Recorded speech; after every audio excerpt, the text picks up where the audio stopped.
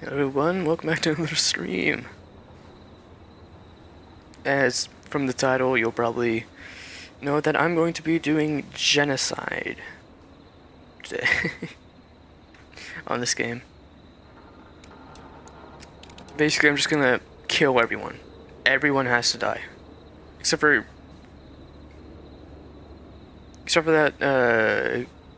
Carrie, who just, is not allowed to die. And Leslie, I guess. I don't think Leslie can die either. Genocide. The best thing I can do here is just to speedrun all the way to the back here. Fastest way. Should I actually get my speedrun timer up? Actually, I should. Hold on. Go to menu. Hold on, let me get my speedrun timer.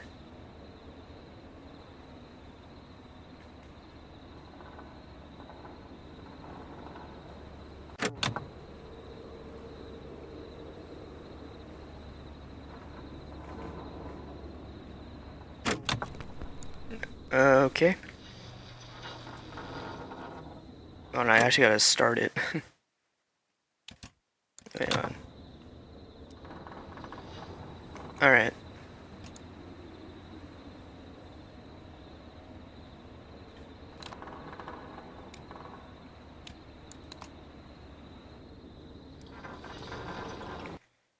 Alright. And start. Let's see how fast I can beat this while playing Genocide.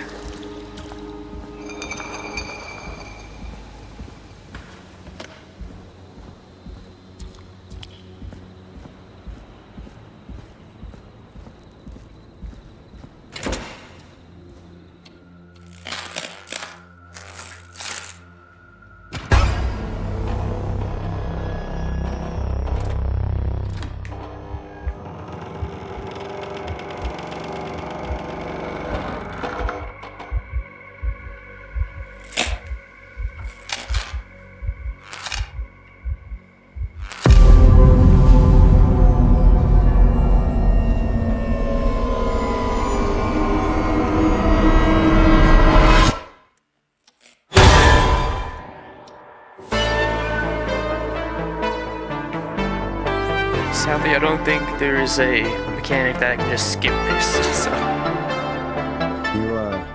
You hear something, Peggy? Huh? Hear what? I thought I heard someone yelling, or, I don't know, a howl. Forrest, is this a joke? No, I almost swore I heard something. Oh, and here I was thinking you'd finally started to ease up. You probably just heard some cats outside. Cats? You know, 4 legs, whiskers, tails, not dogs. I know what a cat is, but I mean, does Gallows Creek have a stray cat problem or something? Not since the rats moved in. Anyway, you ready to do the pre-flight checks? Seriously? Do we have to do these checks every time? And do you have to call them that? Reggie pays us to check the equipment before each show, and he pays us to call it a pre-flight check. But if you're sure you don't want to... Oh. Let's just get started. I know how this goes. Okay, Big Shot. Any technical failures tonight are on your head. Now, let's get the show started. After your introduction, our first segment is Guess That Scream. I thought that was a joke. Nope, and don't blame me for this one. It's Reggie all the way, and he demands we do it tonight. Okay, you're live in 3, 2... 189.16. Good evening, Gallows Creek. This is your host, Forrest Nash, and you're listening to 189.16, The Scream. Before we start taking your calls tonight on Gallows Creek's only late-night phone-in talk show, I need to let you know about a special competition we have for you this evening. Guess That Scream. This is actually one of the station manager's better ideas. Here's how it works. I'm gonna play you a scream, then you call and guess that scream. We need you to guess why they're screaming. Did they stub their toe, saw off a finger, or discover the corpse of a loved one? That's good. Now, Forrest, hit them with the tape. We'll play that scream in just a second. Listen close, and then call in to guess that scream. Peggy, what do you mean, play the tape? I used to have a tape guy do that for me. You're not in Chicago anymore, Forrest. Here in Gallows Creek, you get to be your own tape guy. Come on, I gave it to you yesterday. Forrest, you do have the tape right. You knew we were doing this tonight. Peggy, let's be real. Guess that scream is a terrible idea. No, I don't have the tape. It may be a stupid idea, but that doesn't mean it can't be fun. We're going to need a scream tonight, Forrest, and you're the one at the mic, so... I used to go out all across America, and now I'm just screaming into a mic in a backwater town. Jesus. Come on, Forrest, just do it. That's enough dead air already. Just think of a scream and let it rip. Oh, God. Sorry about that. I'm back. Had to step away there for a second. Listen close, and then call in to guess that scream.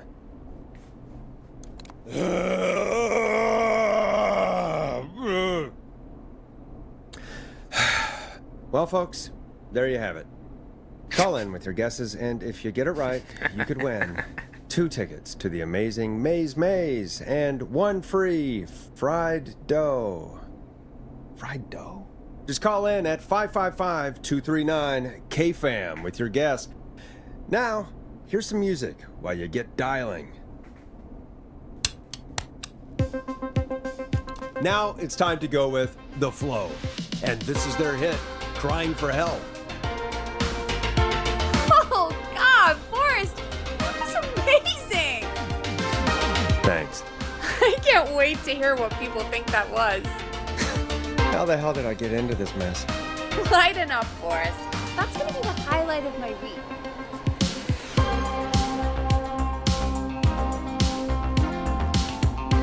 Oh, Forrest, there's a call coming in. Welcome to 189.16, The Scream. Caller, you're talking to Forrest Nash. What's going on with you tonight? Forrest, thank God I made it through. My name is Leslie Harper. I'm the 911 operator and police dispatcher for Gallows Creek. Well, Leslie, I guess it must be a slow night for crime if you've got time to call in. What can we do for you? Slow night? Forrest, I found a body. I need help. Forrest, I recognize her voice. I'm pretty sure that actually is our 911 operator. I think this is real. Peggy, I'm not going to be happy if this is a prank. I don't do prank segments on my shows. It's in my contract. Forrest, I really don't think this is a prank. Leslie, I'll level with you. I find this hard to believe, but I'll hear you out. What exactly is going on? Sheriff Matthews is dead. What? Sheriff Matthews is dead? I couldn't get any response from the department. That's never happened before, so I came to the station and I found him. Oh, God, poor Sheriff Matthews. Do you know what happened to him? Someone got him. Someone got up very close and I really don't want to say what they did to him. Did he fight back? I don't know. I think he tried. He's surrounded by bullet casings. I think he tried to shoot at whoever it was, but... I don't understand. Where are the other officers? Do they know? Have they secured the scene or whatever cops are supposed to do? No, I checked everywhere. Deputy Martinez is here, but she's knocked out, tied up, and locked in a holding cell. I called you right after I found her. God. Wait. Please don't tell me that this hick town only has 2 cops. No, it Don't has be 3. ridiculous. We have 3, but Officer Gunderson is on leave in Cancun. Leslie, do you have any idea who could have done this? Not a clue. I didn't see anything on my way over. Leslie, you need to call over to Henderson or Quiet Ridge. They need to send someone over from their department. I tried, but I can't call anything but local numbers. Something's wrong. I'll have to go there myself. Let them know what's going on and bring help back with me. But if you leave while there's a murderer on the loose, who's gonna man the emergency line? That's why I called. Forrest, I've routed all 911 calls to come in to you. I'm a radio talk show host, Leslie. I talk to idiot people about their idiot ideas. I'm not a 911 operator. Why me? You're the only person with experience manning a phone line around here. You're the only person equipped for the job. Besides, there are lots of transferable skills between the two. It's like an interview. You ask questions to get information you can use. Keep people talking, you know? Guide the conversation and know when to jump in. You do know that I'm so good at interviews, they sent me from Chicago to Gallows Creek, right? So I've heard. But that doesn't matter. And besides, there are two of you. You can talk to each other, discuss ideas, work together. Hell, let's have some on-the-job training right now. I have an emergency. I need to get an unconscious Deputy Martinez out of that holding cell. It looks like whoever attacked her threw the keys into the cell after they locked the door. Is there any way you can reach the keys? No. There aren't any bars to the cell, and the door itself only has a food tray slot. And that's too narrow for me to reach through. There's gotta be another way in. There's gotta be another set of keys somewhere in that office. Those can't be the only ones. Of course. Yes, there must be another set. Where might another set be? Maybe Sheriff Matthews had a set of keys on him when he... you know. I couldn't see any at a glance, but I didn't really look up close. 1 second. Oh, I think I might be sick. Sorry, Sheriff. I'm just gonna turn you over and... Oh. Please don't stare at me. Oh, wait. That might be them. I think I got the cell keys. Looks like Sheriff Matthews might have saved his deputy. Do the keys work? They do! Give me a minute to untie Deputy Martinez. I'll be right back. So far, so good, I suppose. How are you feeling, Forrest? Yeah, that seemed to go okay. Maybe Leslie was right. Maybe we can handle this 911 business. That's the spirit, Forrest. I think you're right. Though, I have to say, I really hope this is the only call like this we get. Same. Come on, Martinez. There we go. Just gonna sit you in your office chair. We'll head to my car in a minute. I'm back. Deputy Martinez is still out cold. I'm taking her in the car with me to get help in Henderson. If the killer came back now, Martinez would be a sitting duck. That's a good idea. We don't want to take any risks right now. Thank you, Forrest. You and Peggy just worked together like you did earlier. You can do this. Now I'll be back as soon as What? My car! My car is on fire! What do you mean it's on fire? How the hell? Did it just go up in smoke? What happened? Wait. What? No way. This can't... Oh, Forrest, we have big trouble. What's happening? What's that noise? It sounds like whistling? Whistling? It can't be. Oh my god. I can see him, but he's dead, right? Right? But that mask, how the hell is he? Who, Leslie? Who? The Whistling Man! The Whistling Man? Who's the Whistling Man? He was a serial killer back in the 50s, wore that mask. But he's dead! He's... What the hell? Oh, God. Do you think he attacked Sheriff Matthews and Deputy Martinez? He's coming this way! Leslie, stay inside and lock the doors. Right. Would have been faster if I just went into the station. My car's torched, we need to Shit. think! Police cruiser. That's the only way to go. There with should be Martinez. police cruisers at the sheriff's office, right? Like, you should take one of those. Yeah, that could work. Let me check if Martinez has any... I'll just reach into your pocket there, deputy, and... Yes, got him. Keys for squad car 3. I saw that parked out front when I got here. Nice one, Forrest. Good thinking. But wait. How am I supposed to get us to the car? The whistling man is right there. The sheriff must have a gun, right? Can you see it? There was a gun next to him. Let me grab it. Shit. It's empty. He must have emptied it trying to defend himself. Are there any other weapons lying around that you could use? I didn't see anything earlier. Let me check Deputy Martinez's belt.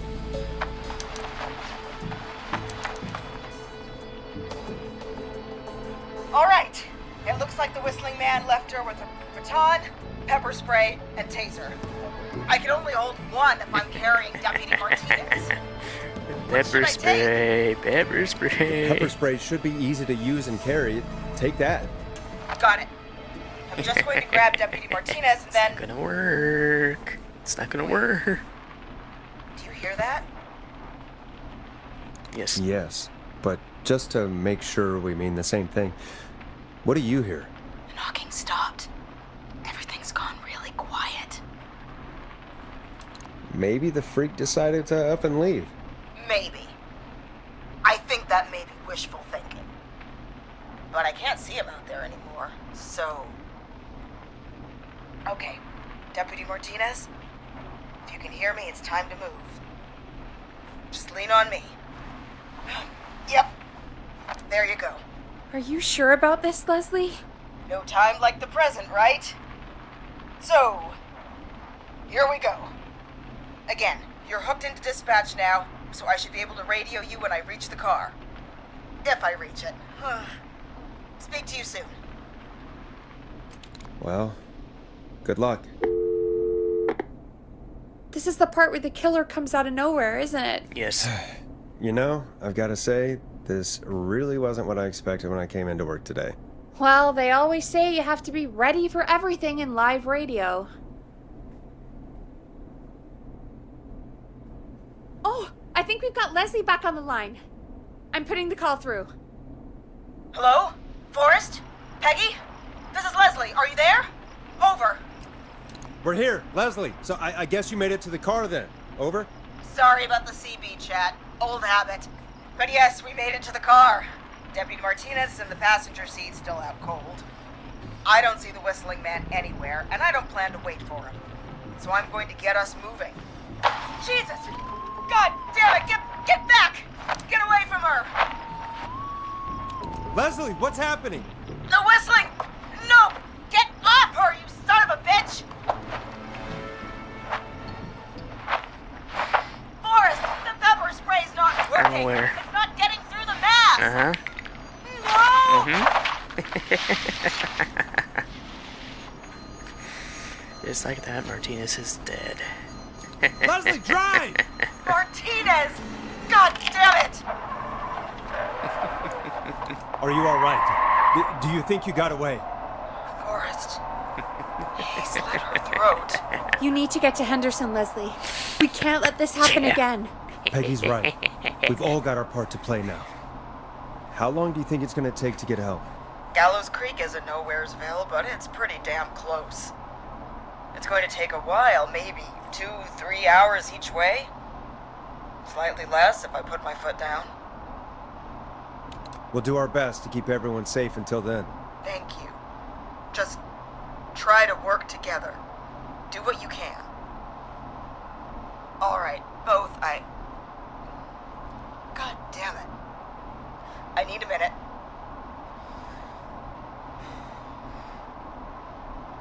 I'll be out of range soon. I'll radio back as soon as I can, once I got the cavalry.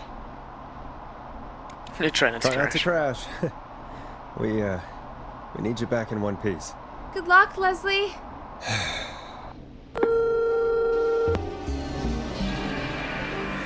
Folks, you heard it here.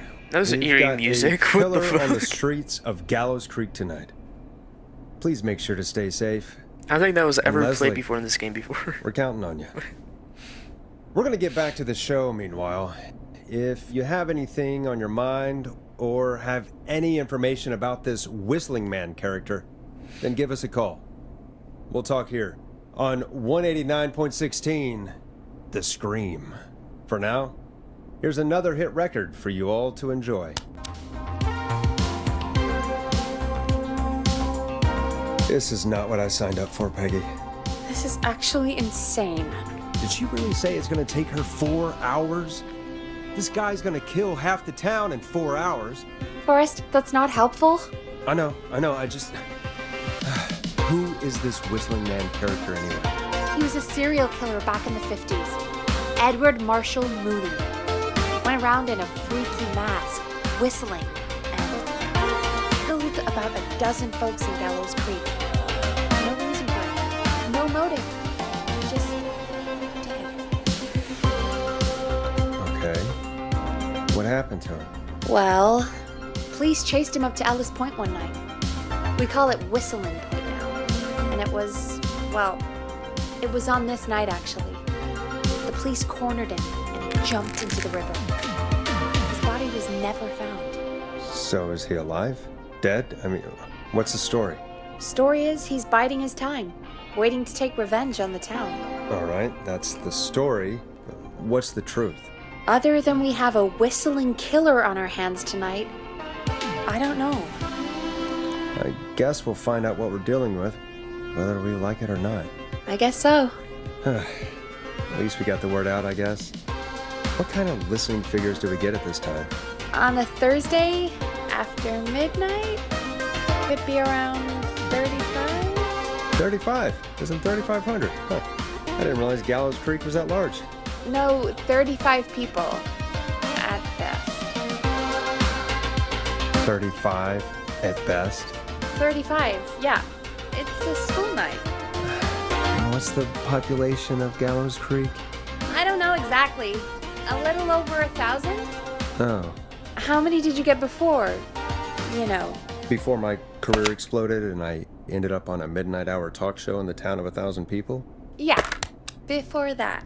Around 5 for most shows on the low end. Big gas could pump that up to 10, 15, easy. 5,000 on the low end? We can only dream of that. 5 million. Million? Yeah, sometimes that's just the way it goes. At least the Whistling Man hasn't killed me yet. I guess. Yeah, I guess we're gonna learn a lot about perspective tonight, huh? Oh, we have a call coming in. Take it when you're ready.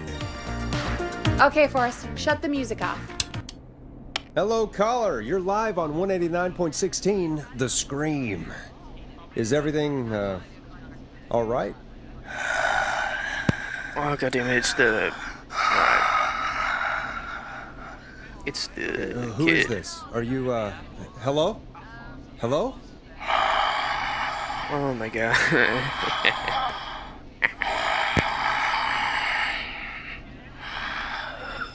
Okay. What's your name and why are you calling in?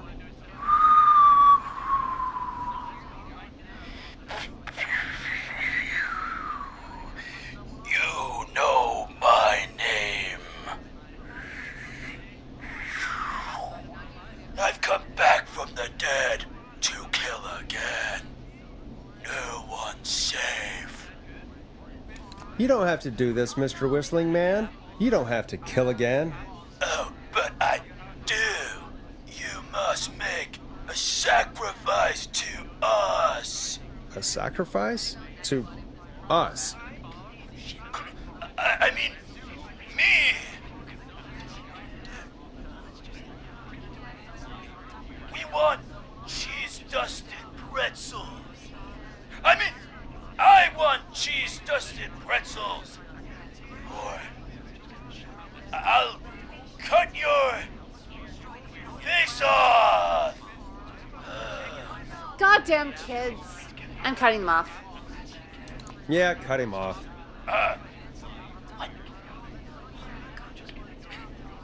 We also want a mega gulp. For anyone just tuning in, we do, in fact, have an actual killer out in the streets tonight. Anyway, this next one's dedicated to all of you staying inside with your doors and windows locked. Peggy, What the hell was that? Kids pretending to be a killer who right now is stalking the town? It's a thing.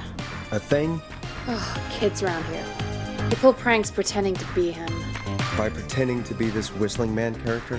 They think it's funny, but it's not. It's not funny at all. And there's no chance that our Whistling Man was just a prank. That Leslie... No, that's real. Christ. Let's stay positive. We still have a show to do. We already have another caller on the line. All right. Let's do this. Hello, caller. You're live on the Scream with me, Forrest Nash. What? I dialed 911. I need the sheriff right away. Okay, right. Well, I'm filling in for 911 tonight. What's your name and what's your trouble? My name is Sandra Sharp, and I need the cops now. I'm sorry, Sandra, but the sheriff is dead. We're trying to get help in from Henderson now. What? God. Listen, you've got to help me then. I drove to the edge of town for a jazz run, and now some psycho dressed like the Whistling Man is after me, knife in hand. Oh, God. It's actually happening. You went out for a jazz run? What is that? What is it? It's jazz running, baby. And it got my butt all the way back to my car before I got slashed. But I dropped my keys somewhere along the way. I never locked the door, at least, so I've got a place to hide, but I can't get moving. Can you go back and find your keys? Well, I'm not going back out there.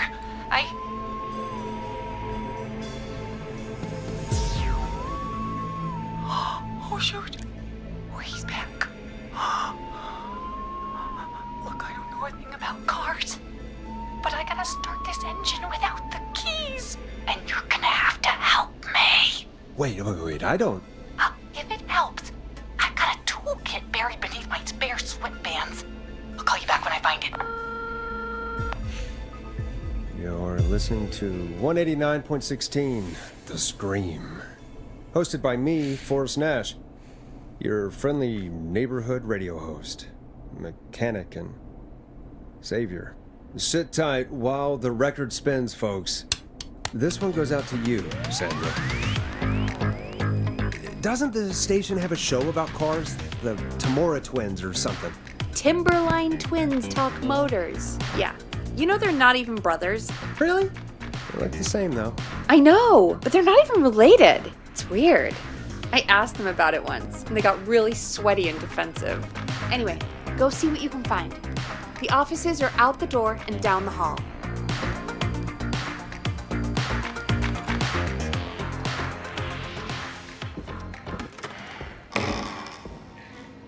This looks useful.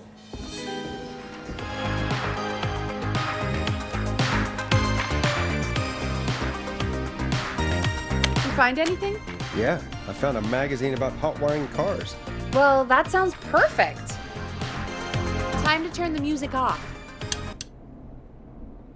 Caller on line 1. Thanks, Peggy. We're back with 189.16, The Scream. How are you holding up, Sandra? The creep's looking through the parking lot trying to find me. But I've got my tools, and I'm ready to get this hunk of junk moving. How do we start this, baby? Unscrew the steering column. All right. Just turn. 1, 2, 1, 2. Oh, God. How long are these screws? Okay. Cover's off. Okay. There's a bunch of wires down here all paired up, and oh, God, my heart is pumping. Tell me exactly what you see. Okay, I can do this.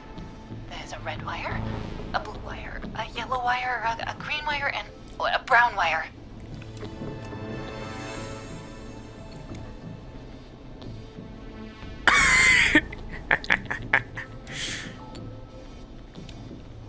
Let's have some fun. What's the serial number on the steering column? The number is 576-894-320. Green and brown. Strip the brown and green wires and twist them together. Let's get some results. We take the brown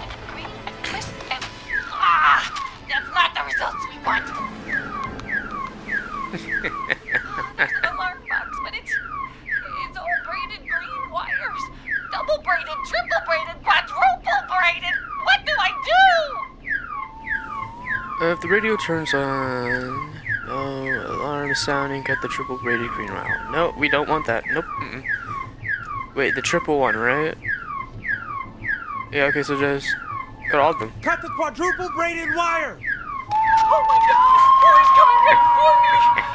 Thanks for nothing, you bad mister! I do a mean kickball change and I swear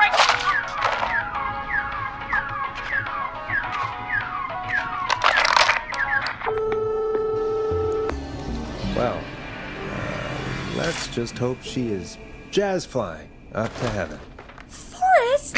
Sorry. Couldn't help myself. Folks, Gallows Creek just lost one of its own. Everyone, please stay home. Stay home, stay safe, and stay tuned. This next track is dedicated to Sandra. Taken too soon. I still can't believe this is happening. Right? Like Gallows Creek didn't already have enough to worry about? What do you mean? Gallows Creek is a miserable place to live. Really? Miserable? That's right, Peggy. Miserable. It's a sad place on earth. Well, I like it here. People are polite and, Stab happy? don't be awful, Forrest. Come on, there must be something you like about this place. After a while, you don't even notice the smell? I guess that's nice. Smell? What the? There's no smell. You've lived here your whole life, Peggy. You wouldn't recognize it by now. Anyway, I hope the killer is done for the night, and that Leslie gets back soon. Me too. Can we at least call off that stupid Guess the Scream contest now? Yeah, that'd probably be a good idea.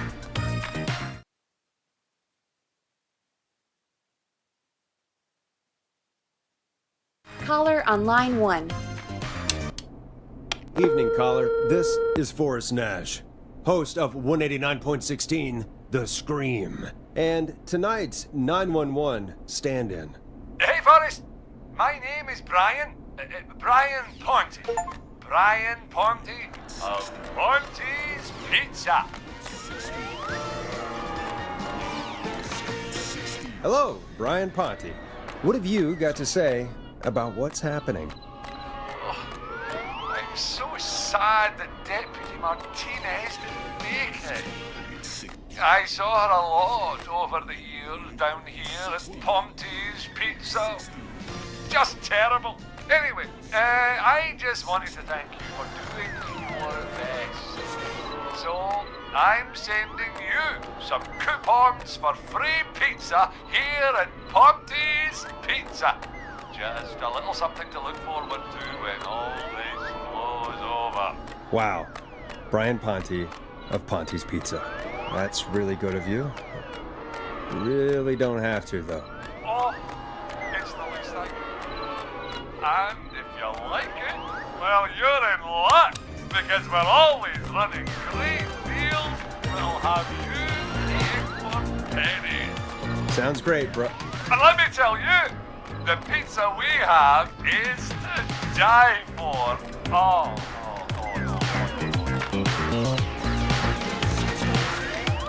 Yeah, that didn't come out great. I'm sorry, Forrest. I just hope you or anyone else of coming on down to Ponte's Pizza. We've got a great special this weekend. Our famous beer and pizza deal. Wait a minute. Come on down to Ponte's Pizza this weekend. You've just got to pay for one slice to get yourself. God damn it, you're just calling in to advertise your shop. Well, Peggy, hang up on him. Done. Oh, real quick, before I forget, it's probably time we played a paid ad. Now, a word from our sponsors. You know how to play an ad, right? The world-famous annual Sure. Gallows Creek Done. Harvest Festival is back! we got it all out on Giblet Field. We got the Little Miss Harvest Pageant, Princess Harvest Pageant, Harvest Queen Pageant, Cotton Candy, Corn Dogs, Cornhole, Corn on the Cob, Oh, I Crokinole, remember Country this Music, tape. Can Jam, Jams, Jellies, Jamborees, Juggling, Roller Rickies, Roller Disco Lessons, Praying. We got baby crawling, balloon popping, balloons for sale, beard contest, horseshoes, hayride, hay toss, hey you there, safe donkeys and ponies, apple bobbing, firearm, fireworks, funnel cakes, fried dough, seed spitting, sand licking, cracker cramming, and cat shop. And fake tattoo, face painting, puppets, petting zoo, amazing maze, square dancing, story swapping, This spelling does bee, not quilting end. bee, and sewing circle, pie eating, lawnmower racing, hot dog eating contest, flower contest, and of course our famous gourd measure-off. The festival is brought to you by Mayor Linda Cartwright, sponsored by Gallows and Sons Factory, and dedicated to the memory of Garrett Miley, tragically taken from us last festival. I can see why it's world famous. It's a highlight around here, Forrest. Oh, I am sorry to hear that, Peggy. All right, folks, welcome back to the show. We have a note from my producer. That's right. Come find me at the Harvest Festival tomorrow to grab your choice of a K-Fam mug, sticker set, or poster. Let's see what our next caller would choose. Welcome to the Scream with me, Forrest Nash. Yeah, Leslie. Maurice Russell. Of course, Gallows he's gonna report. kill him too. I'm at the office. This guy just broke in downstairs and... Wait. Forrest Nash? I want to speak to 911. Put Leslie on. What? God, another one? I am 911, at least for tonight, anyway. Damn it, son. I don't care who you are. Just put me on with Sheriff Matthews. Sheriff Matthews is dead. Ted? What happened? Did you witness the incident? Are you willing to do an interview for the reporter? I can cite you as an anonymous source, if that's a concern. We're live on the air. Anything we say can and will be broadcast. Live on... Damn it. All right. There's obviously a lot more going on than I know. Yeah, there's a lot happening tonight. You said someone broke in. That's nothing to get worked up about. Some idiot kid just broke in, dressed as the Whistling Man. Heh, teens. They get worse every year. This punk wasn't even a disappointing twinkle in his daddy's eye when Edward Marshall Mooney stalked the town. But I was there. I covered it. You don't understand. That's not a prankster. That's the Whistling Man. Of course it's not. It's a stupid kid. Every year this happens. They think it's funny. Not a big deal, old man. But they didn't live through the terror 30 years ago. Anyway, I know for a fact. Edward Marshall Mooney is dead. I don't know who I'm looking at on the security monitor. But if he killed Sheriff Matthews... Where are you now? I'm in the boardroom, upstairs. We got security cameras all around the building. You can watch them on any TV set here. And there's a set in the boardroom. Maurice, is there any way you can get out of there? I sure as shit hope so, kid. But I'm not sure how I'm going to do it. That crash you heard was him tipping over my filing cabinets. He's blocking the stairs. I'm guessing the stairs are the only way out. That's right. And it would take me a good few minutes to move those cabinets. We need to do something. But what? All we can do from here is... Forrest, I think I've got it. Why don't we call the killer? They'd have a bunch of phones set up across the office, right? In different rooms, with different extensions? So we call one of them. Draw the killer away. On Maurice time. That could work. Exactly! It's worth a shot. I can hear you, you know.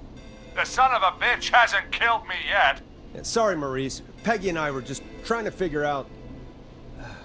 You realize how stupid that plan sounds, right? For that to be successful, you're gonna need every phone extension, plus a plan of the entire office floor. All delivered while the killer is en route. I've got it. And thank God I've always been cool under pressure. Don't go anywhere.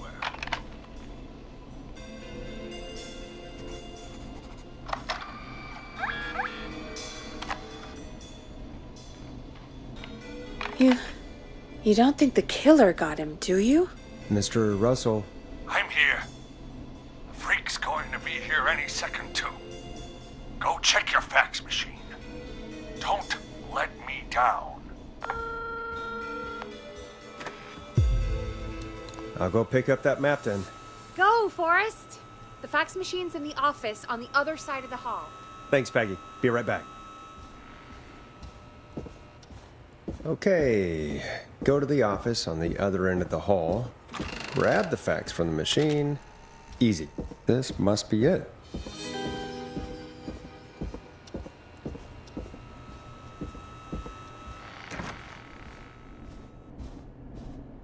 Hey, did you get the fax? Yes, I have. Mr. Russell, you still with us? I am. You get my fax? Yeah, I got it right here. Good. I knew you could at least manage that. Okay, folks, we're back on the line with Maurice. Let's see if we can help him avoid the Whistling Man. Here's the situation. The Whistling Man searched every room in the hall leading up to the boardroom. And now, he's in the office next door. It's now or never. This plan of yours better work. I'm ready on my end, Forrest. Again, we want to draw the killer away by dialing an extension number, and then move Maurice somewhere safe. So, what extension should I call? Call the archives. The extension is 01. Got it. I'll put the call through when you're ready. All right, Nash. Where do I need to go? You're moving to the kitchen. The kitchen? That's just across from the archives. It's going to be tight. Are you sure, Nash? I'm sure. I'm ready to place the call. Are you ready, Mr. Russell? Don't have much choice, do I? Make the call. Yes, sir. Calling now.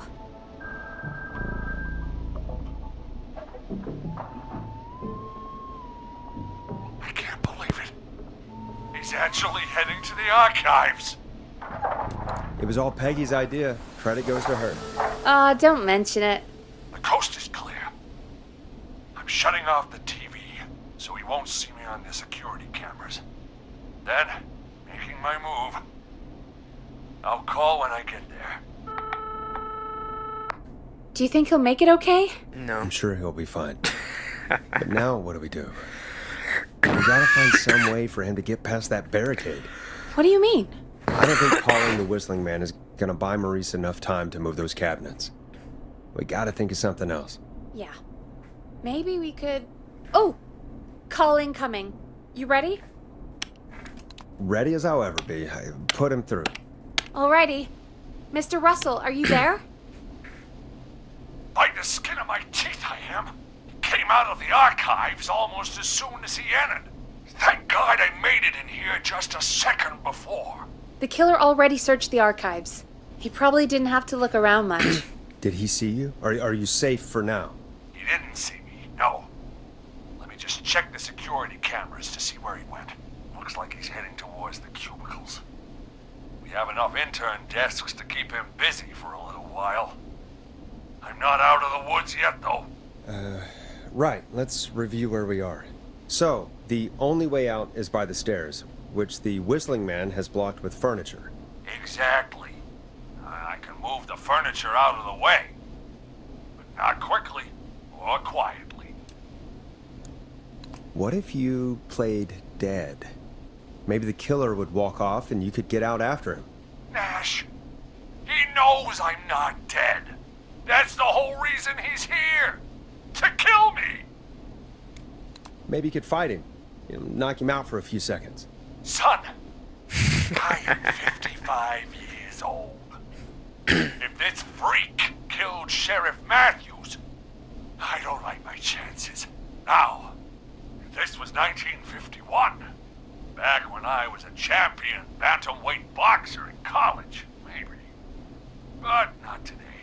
Could you lock him in a room? That'd probably buy you time enough, right? Maybe. But the damn fire regulations say every door in the office has to unlock from the inside. He'd be able to get out just as soon as... Wait. No. I got it. The secret archive through my office, where we keep our most sensitive records. Ooh, a secret archive? Reggie would love that. What have you got back there? Juicy secrets about outer space? Peggy, I don't think now's the time to be playing around like that. You're right. Sorry, Forrest. Kids, we're in the big time now. I've got it all figured out. The secret archive. There's no lock on the inside of that room, only the outside. You can't break out. If we can get him in there, and I lock him in... We can catch the son of a gun. Exactly. Oh my god. Forrest, we might be able to end the nightmare right here. So should I call the secret archive then? You can't. The archive is a room for secrets, not gossip. So we don't have a phone in there. Oh, we're gonna need to change it up then. Any ideas, Forrest? Maybe we could use a radio. There's no radio in the secret archives. Are there no radios at your offices? I don't have one in my office, but... What is it? Our sports reporter, Hopkins. He has a little portable radio he never turns off when he's here. That might be what we need then. Is his portable radio still there? It should be. It's what he calls his work radio. It should be in the archives, actually. I'll sneak over while our friend is still distracted with his search. I'll call you back once I've got the radio. We're gonna save him, Forrest. No. Heck, if this works, we might even save the whole town. Oh no, I'm gonna kill everyone. We're close. Let's make it happen, Peggy. How can we fail?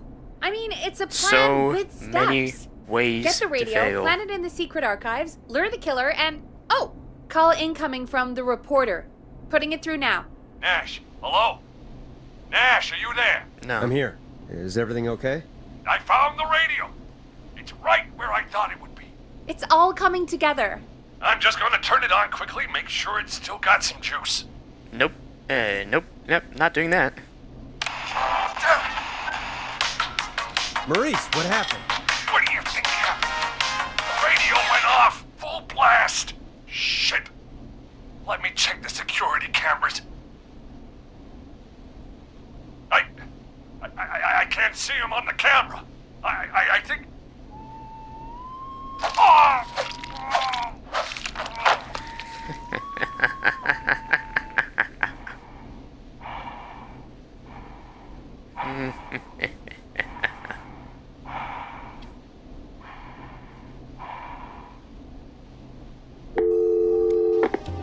Well, remember, kids, listening to electronics at a high volume can be hazardous to your health. God damn it, Forrest. Let's put on a song. Give us some time to recover. I think that would be for the best, Peggy. Folks, we'll be back soon. If you have any stories about Maurice that you'd like to share, give us a call after this next track. Well, this is gonna be a long night. Oh, really? I feel like it's going pretty quickly to me. I could ask you some questions to speed things along. You're gonna interview me. You sure about that? You're not so scary. Besides, we've been working together like a week now, and you're still all shrouded in mystery. I'll regret this, but okay. Question 1. Tell me about your family. What? Come on, Peggy, that's too general. Okay. Oh. Did anyone move with you to Gallows Creek? Oh. Nope. No, that's too specific. Too specific? God. Do you have any Oh, come on. siblings? I don't. I'm an only child, and my Oh my folks are God. dead. Oh, I'm sorry, Forrest. You're sorry, why? Did you do it? Of course not. Shit. I'm just messing with you. Anyway, Can I just do what this? about you? Any siblings? Oh, come on. Mom and Pop still around? I thought I was was asking you questions. You were. I'm just making conversation now. Oh. Well, my folks went the same way as yours. Ah.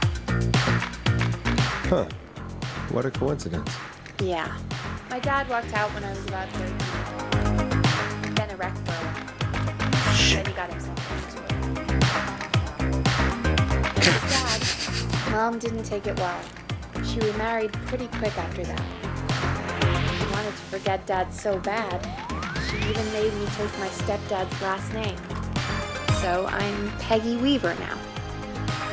Anyway, Mr. Weaver got sick one day, and my mom didn't last long after he went. I'm sorry to hear that, Peg. Don't call me Peg. Yeah, sorry. I was just trying to be...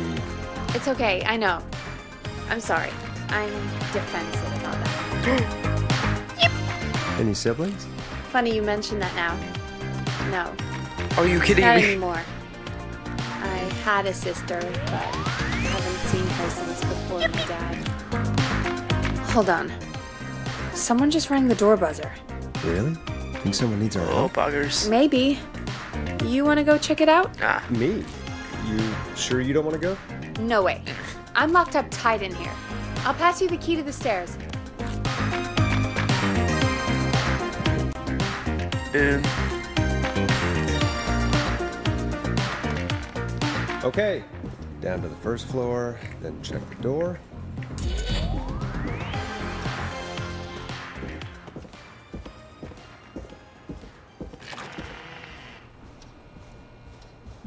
Wow, that was ominous. A tape. Play on air.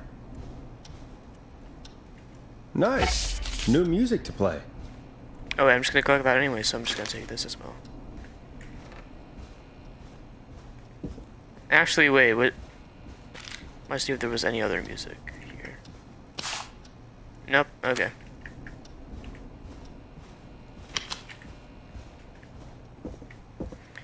This maze map is for later. Don't want to go all the way back down there just to grab it.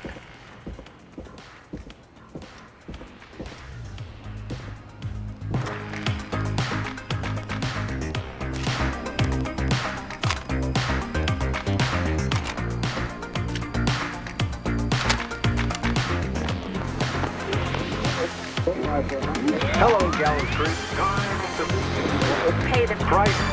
Time to pay for lives. Time to sit there. I will punish you. I'm going to enjoy this. I did not enjoy that. What the hell was that? Oh, Forrest, we're still on air. Say something. Folks, Folks, the tape you just heard was passed through our door only moments ago. I don't know how the killer could get from the newspaper to K-Fam so quick, but be careful, Gallows Creek. Stay home and stay safe. Give us a call if you need help. You can get us on 911.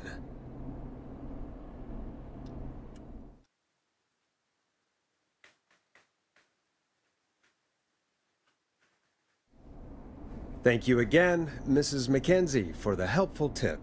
The bagger at the grocery store cannot whistle. We'll remove her from the suspect list. Let's go to a break. I need you for a second. All right, folks. We need to take a quick break. This one's for all those folks out Come there on. keeping the hatches battened.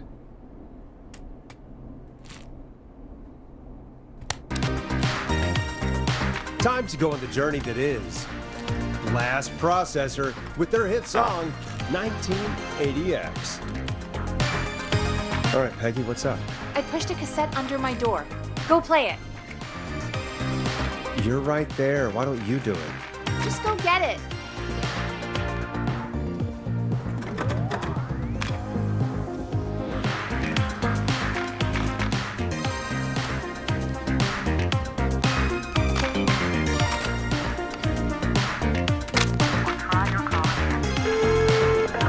Straight to voicemail? My God. Oh, it's just one. Okay, Any cool. professionals at K-Fam?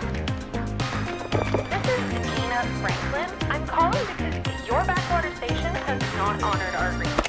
We gave you Mr. Snatcher's newest single, the kind of honor you never had and probably never will again. And we've still not received any information about when you're fitting it into your busy programming. I'll be frank, I didn't want you as part of this debut, but Mr. Snatcher, due to his prior friendship with Mr. Nash... Prior and current friendship, Gina. Forrest, mate, you alright? Don't worry about Gina, you know how she is. But yeah, can't wait for you to hear the new single, man. I think Final Breath is my best work yet. I really hope you and your listeners like it. And man, if you ever find your way this side of the pond, let me know. We'll have to catch up. Damn it, Claudia. If Final Breath isn't played on your airwaves by the end of Mr. Nash's show tonight, the next call will be much less friendly. All right, I've got it. Did we forget an ad or something? I don't know. It was buried in my work mail. I only just saw it. See what it says. That was Roddy Snatcher, Fred! You know, I'm Roddy breaking the Snatcher? game. Play me ASAP. Off air. That's Reggie's handwriting. And he wrote it in purple. And? Purple is Reggie's angry color. He only writes in purple when he's really pissed off. That used to be a big deal, Peggy. I knew lots of people. Purple message. All right. I'll put it on. I love Roddy. I will always find you as my star. I'm breaking the game already. Oh my god, I can't believe you know Roddy Snatcher. And I can't believe you didn't tell me he sent you his new single. We have to play Final Breath. Where is it? It's right here. Hope it's nothing serious. It's playing right now, actually. Oh my god, I was so freaked out by the tape, I didn't even notice. Yeah, I found it down in reception earlier. Barbara had it hidden away. Why was she hiding it? I mean, well, if that fiasco last Friday about the missing Knife and Easy track is any indication, folks at KFAM aren't against hoarding station music for personal use. I think we're still missing a few tracks, actually. Barbara! Oh, never mind. Just listen to that music. God, Roddy's the best. He is. And more importantly, we should be safe from the worst of Gina Franklin.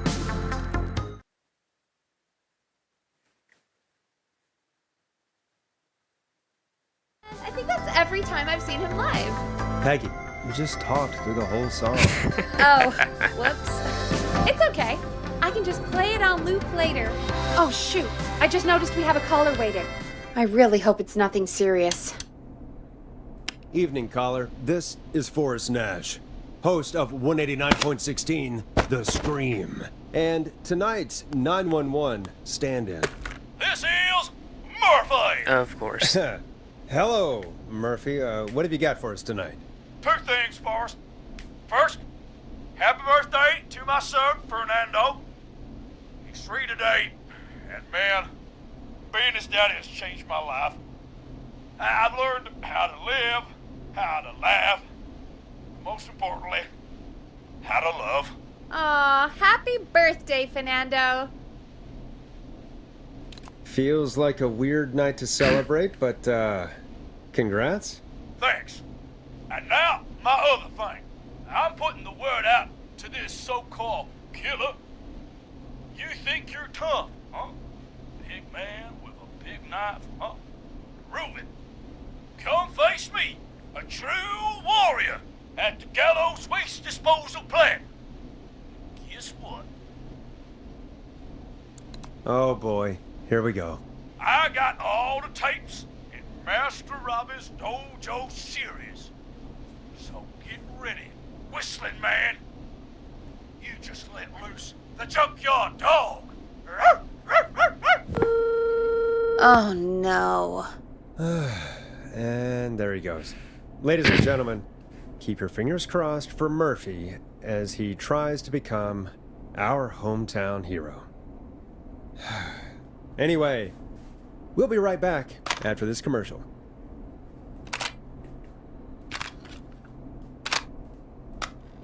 Teddy Gallows Jr. is a family man, a devout Christian, and a proud patriot. Teddy Gallows Jr. is Gallows Creek. Like his father and all his fathers before him, Teddy Gallows Jr. has worked hard to create jobs, improve infrastructure, and make Gallows Creek a good place to raise a family. Unlike current mayor Linda Cartwright, Teddy Gallows Jr. lives in Gallows Creek. He's our neighbor, and he stands with our neighbors. Like Sheriff Matthews, who, after years of keeping the peace, Mayor Cartwright is trying to force into early retirement. Teddy Gallows Jr. doesn't believe in keeping a good man out of a job. Teddy Gallows Jr. believes in the American dream. Does Linda Cartwright? Help Teddy Gallows Jr. keep Gallows Creek a good American town. Help him become mayor. Take a swing for Gallows Creek. Vote for Teddy Gallows Jr. My name is Teddy Gallows Jr., and I approve this message. God, what a jackass. 100% grade A asshole. Linda Cartwright isn't super herself, but she's not... Yeah, we don't have any more of those ads to air tonight, do we? No, just the one. Good. I have to ask, though. Take a swing for Gallows Creek? He set the home run record for Gallows Creek High. Of course he's one of those guys. Yep, he played lots of sports back in the day, and he never lets anyone forget it. Right. Let's just get back to the show. Well, folks, hearing that reminds me that every vote matters. That ad really made me want to take a swing at Teddy Gallows. You mean take a swing for Teddy Gallows? Yeah, sure. Let's find out from our next caller who's got their vote. We got a caller. You know what to do. Hello, caller. You're live on the stream with me, Forrest Nash.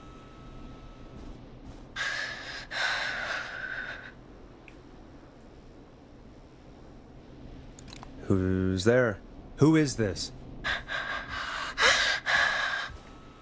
Are you okay? Do you need help? Forrest? He called me. That horrible whistling down the phone. He's coming for me. Jesus. Okay, listen, caller. Don't panic. We've done this a few times now. We can help you. A few times already? So, you saved them, or? Well, you know, we learned a lot. Oh, God. We're gonna help you. Can you tell me your name, caller? I'm Dr. Sullivan.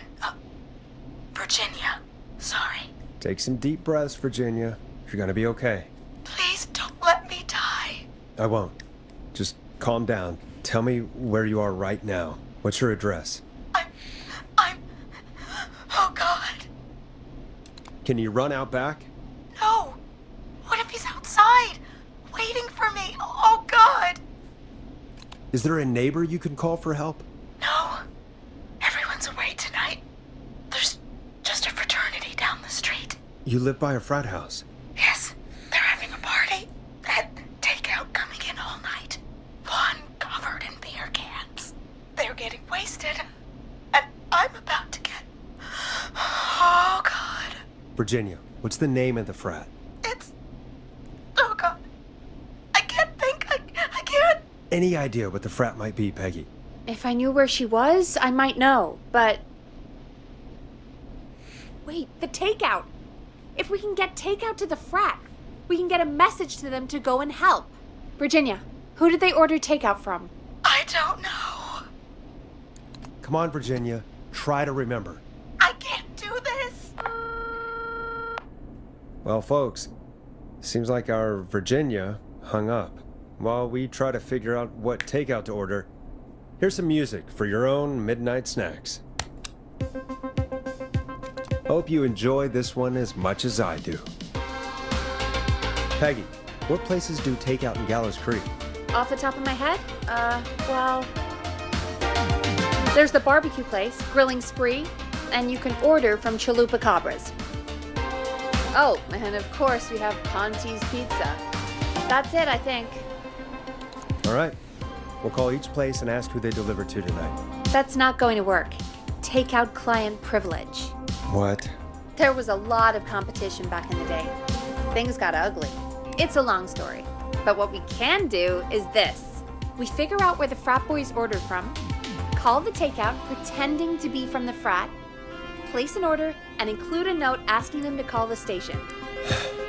There's no other way, is there? Not that I can see.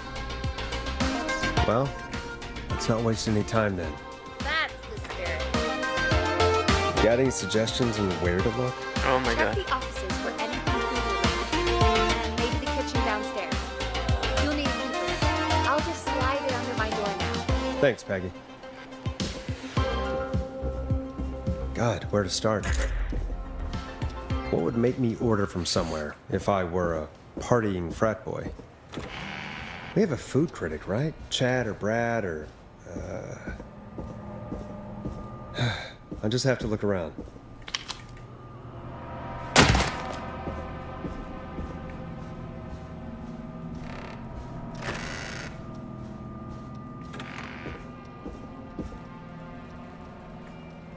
Rooting through trash.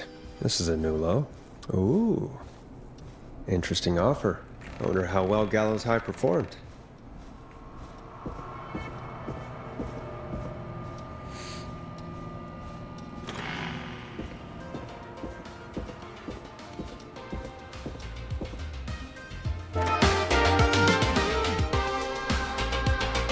Hey, find anything useful?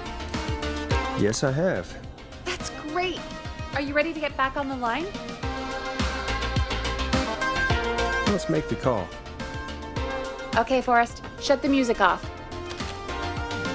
Okay, Forrest, what'll it be?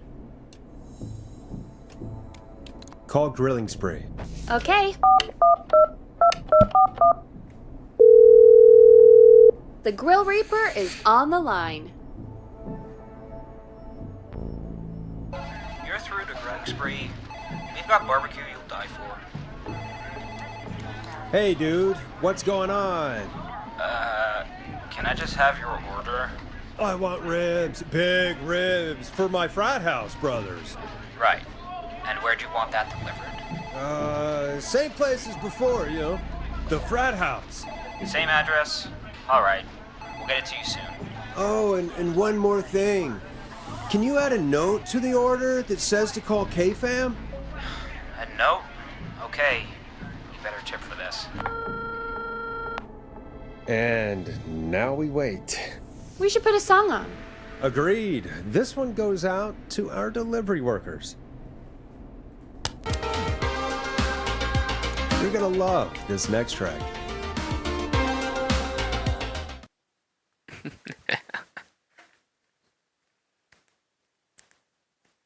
Which of the takeout places would you order from? To save Virginia? No, where would you actually eat? Oh, I mean, they're all pretty equal. Equally awful. You mean equally awful. No, equally good. But if I had to order, not Ponty. He's not Ponty. Right. So, between Grilling Spree and Chalupa Coppers. I mean, it depends. Do I want a plate full of meat? Or do I want really, really good nachos? It can change depending on the day, you know? Yeah, fair enough. Maybe I... Hold that thought, Forrest. We've got a call coming in. Hello, caller. You're live on the stream with me, Forrest Nash. This is Dudley from the Brotherly Fraternity of Engineers. I have a note to call you. Hey, weird question. But you aren't the only ones on your street tonight, are you? No, sir. I think everyone on the street is in tonight. Yeppers. I've just visually confirmed it. I see cars in the driveways, and a couple of lights on. Everyone's in, yeah. Oh, and you've not been throwing a loud party all night, have you? I certainly hope we haven't disturbed our neighbors. Why do you ask, sir? Forrest, we have a new call coming in. Forrest, line 2. Hello, you're live on 189.16, The Stream. Forrest, it's the whistling man. He's at the door. He's... Oh my god. It's you, isn't it? Clive, I didn't talk.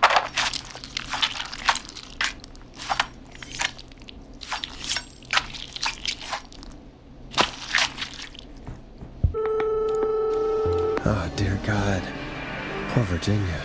You did your best, Forrest. No, to I didn't. everyone listening, I know things look bad, But please, don't lose faith. We will stop this whistling man. No. And I think Virginia may have just given us the clue we need. What was that about Clive I didn't talk? Do you know what she meant? There's a janitor here at the station named Clive. But your guess is as good as mine. All right, folks. Seems we may have a lead. If any of you know a suspicious Clive, then please call in. It could save lives. In the meantime, looks like we have another caller. Hello, caller. You're live on The Scream with me, Forrest Nash. It's great to speak with you, Forrest. As a local it's small Ponty. business owner, I find this all horrifying. A killer roaming the streets of our fair town? Ooh, terrible. I hear you there. It's a scary time for everyone in Gallows Creek. How are you holding up? You somewhere safe tonight? Yes, Forrest, I am. I'm here at work in my small business. It's a safe, family-friendly place. Good for you, friend. I'm glad you're keeping safe and busy. Thank you. Oh, I'm really living the American dream. Here in my business. You must really, really love your work. Oh, I do. My small business really is my whole world. What's your small business? Oh, well, I'm not really big on promotion, but since you ask, it's Ponty's Pizza! The best and only pizza place in town! None of that was surprising. Come on down and get yourself a cracking deal on our 2-for-1. God damn it, Ponty, no! No free ads! I wonder what would have happened if we called Ponty's instead. Look, he's gone now. We already have somebody else on the line. Just take a deep breath and let's keep going. Evening, caller. This is Forrest Nash, host of 189.16, The Scream. And tonight's 911 stand-in. Hi. Hello? Eugene. Am I on air? Sure are, caller. What's your name? And what have you got for us tonight? Name's Eugene Stein, and I've got a heart full of love, Forrest. I'm hanging out in the middle of the maze, listening to your show, looking up at the stars and waiting for her. You got a special lady coming out to see you. Yeah. Molly. We planned to get lost in the maze tonight, to take our first journey together into the love labyrinth. That's why I'm calling, actually. I thought she'd be here an hour ago. And since I've listened all night to how cool you play it, I thought you were the perfect guy to ask. Should I call her up and ask if she's coming, or wait and see? For real, kid? If you've been listening all night, do you really need to ask me? Yes, that's why I'm calling. Eugene, do you really need to ask? I'm just not sure, you know? Ah, what the hell. Stay and wait. Forrest, that's a terrible idea. Eugene, please go home. Your parents must be worried sick. My parents are dead, actually. But, Oh, jeez. yeah. Thanks, Peggy. I guess it's not the night. Hang on. I hear some rustling. I guess she came after all. Molly! I'm in the middle! It'll take a little while to get here, but, thanks again, Forrest. It's been good talking. Wait a second. Molly can't whistle. No, this is supposed to be the best night of my life! Not the worst. Can't you just run through the walls? It's only corn. It wouldn't be the maze if you could just walk through walls, Forrest. She's right! Listen, Eugene, breathe, hide, and call back in a minute. We'll get you out. I'll do it for Molly. But please, hurry. Well, listeners, while Peggy and I deliberate, here's a track for all you lovers out there. How the hell am I supposed to get in through the maze? You know Barbara, our receptionist? She's a maze fanatic. Shame she isn't here. I was supposed to go with her last week, but she changed her mind. You were gonna go last week. I thought the maze was for kids. It's not just for kids, Forrest. The maze is fun for kids and adults. Maybe we should call Barbara then? If she's so big on the maze. We could, but I don't actually know her number. But she probably has maze stuff somewhere. Go and see what you can find. That'll hopefully be enough. Which one my gosh, is Forrest. Barbara again? Barbara! You know, Barbara! Uh, Forrest, I've seen you speak to her. help me out, Peggy. She's the receptionist. Sits at reception, never does any work because she's talking to Brad all day. Ring any bells? Right, yeah, sorry, I guess it's just the stressor. No excuses. Just go and find something to help us. Bingo, here's what I was looking for. Any luck? Yeah, I found a map for the maze in the trash. Why was it in the trash? Never mind. It doesn't matter right now. That's a question for Barbara later. Eugene called while you were away. He's on line 1. When you're ready, shut the music off. Welcome back to 189.16, The Scream. I hope you lovers like that track. And I hope we can help our lover in the maze. Eugene, you're back on air. I'm lost, Forrest. I just ran and I don't know where I am. I'm at a crossroad, facing a tractor statue. There are hay bales painted gold on my right. Okay. So go right. Go right. Okay, here I go. This, doesn't look right. No, I'm going back to where I was. Shit, okay, you're just gonna go back anyways, okay. Jesus! Oh, shit! He's cutting through the walls! Where do I go? Go towards him! Go backwards! Okay, I'm going! Please, no! You don't have to do this! Ah! Another one successfully I'm gonna be demolished. sick. I guess that's what love does. It makes us fall to pieces. I just... Don't, Forrest, okay? Don't. By the way, why do you think Molly missed their date? Do you think she's okay? Unfortunately for Eugene, I think she probably never left home.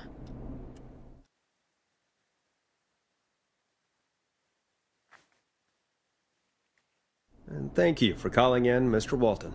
We'll make sure to add the town librarian to our list of suspicious Clives. Remember, report a Clive to stay alive. Next caller is up, Forrest, so take it away. Caller, you're through to Forrest Nash on 189.16, The Scream. Hey, wonderful show tonight, Forrest. I don't know about wonderful, but, thanks. What's your name, caller? You can call me Dawn. Could you play my tune, Forrest? Your tune. Sure. Long Ride Home. That old song. Sure. We got it. I think I played it the other day. Thanks. It'll be good to hear it again. All right, folks. Coming up is that old classic. I meant to do that. Forrest, I don't think you're gonna find that song. What do you mean? I played it a few nights ago. I know, but, we don't have it anymore. What are you talking about? I threw it away. You threw it in the trash? No, I threw it out the window earlier today. Peggy, that's a bit extreme, isn't it? Brad was annoying me all afternoon. He played it on repeat because he knows I don't like it. So I grabbed it and threw it right out of one of the office windows. Not my finest hour, but I can only take so much. I'm sorry Brad was being a dick. Thanks, Forrest. Let's just play a different song. We've got more important things to think about anyway. Gotcha. Okay, folks. Here comes some unrequested music. Sorry about that, Dawn. Maybe try again tomorrow night. Sorry.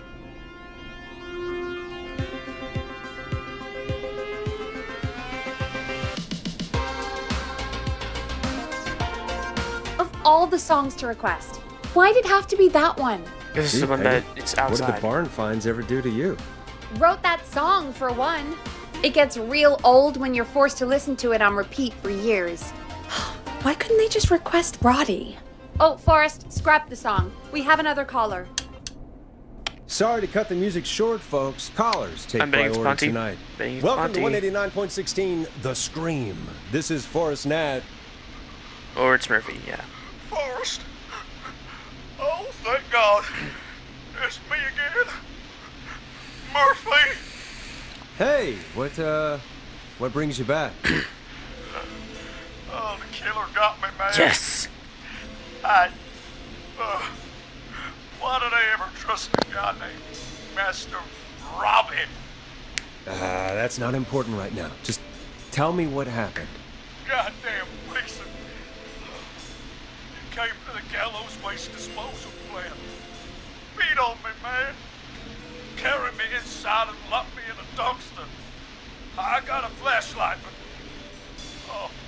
Oh, goddamn. I smell smoke. I think he started a fire. Hold on, Murphy. We'll call for help right now. You gotta hurry, man.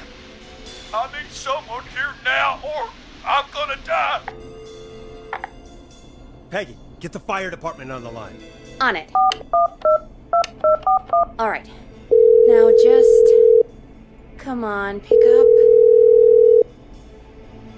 Hi. Yes, I'd like to report a fire over at the Gallows Waste Disposal Plant. It's an emergency.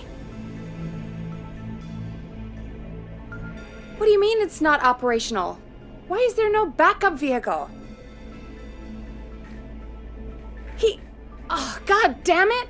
Forrest, that evil son of a bitch slashed the tires on the town's only fire engine. They can't do anything.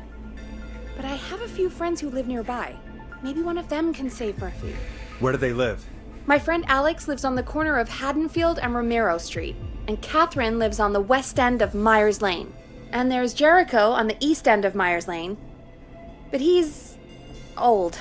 Really old. Okay, I'll check the map, see who would be best to do this. All right, Forrest, who should I call? Who can help Murphy? I'm gonna go Catherine. Call Catherine. All right, give me I know a it's second. the right answer, but it's later that's important. And to be fair, I want both of them dead, so... I want both of them to burn. They're on the way. They'll call from the plant. You can direct them from there. Well, let's hope they get there in time.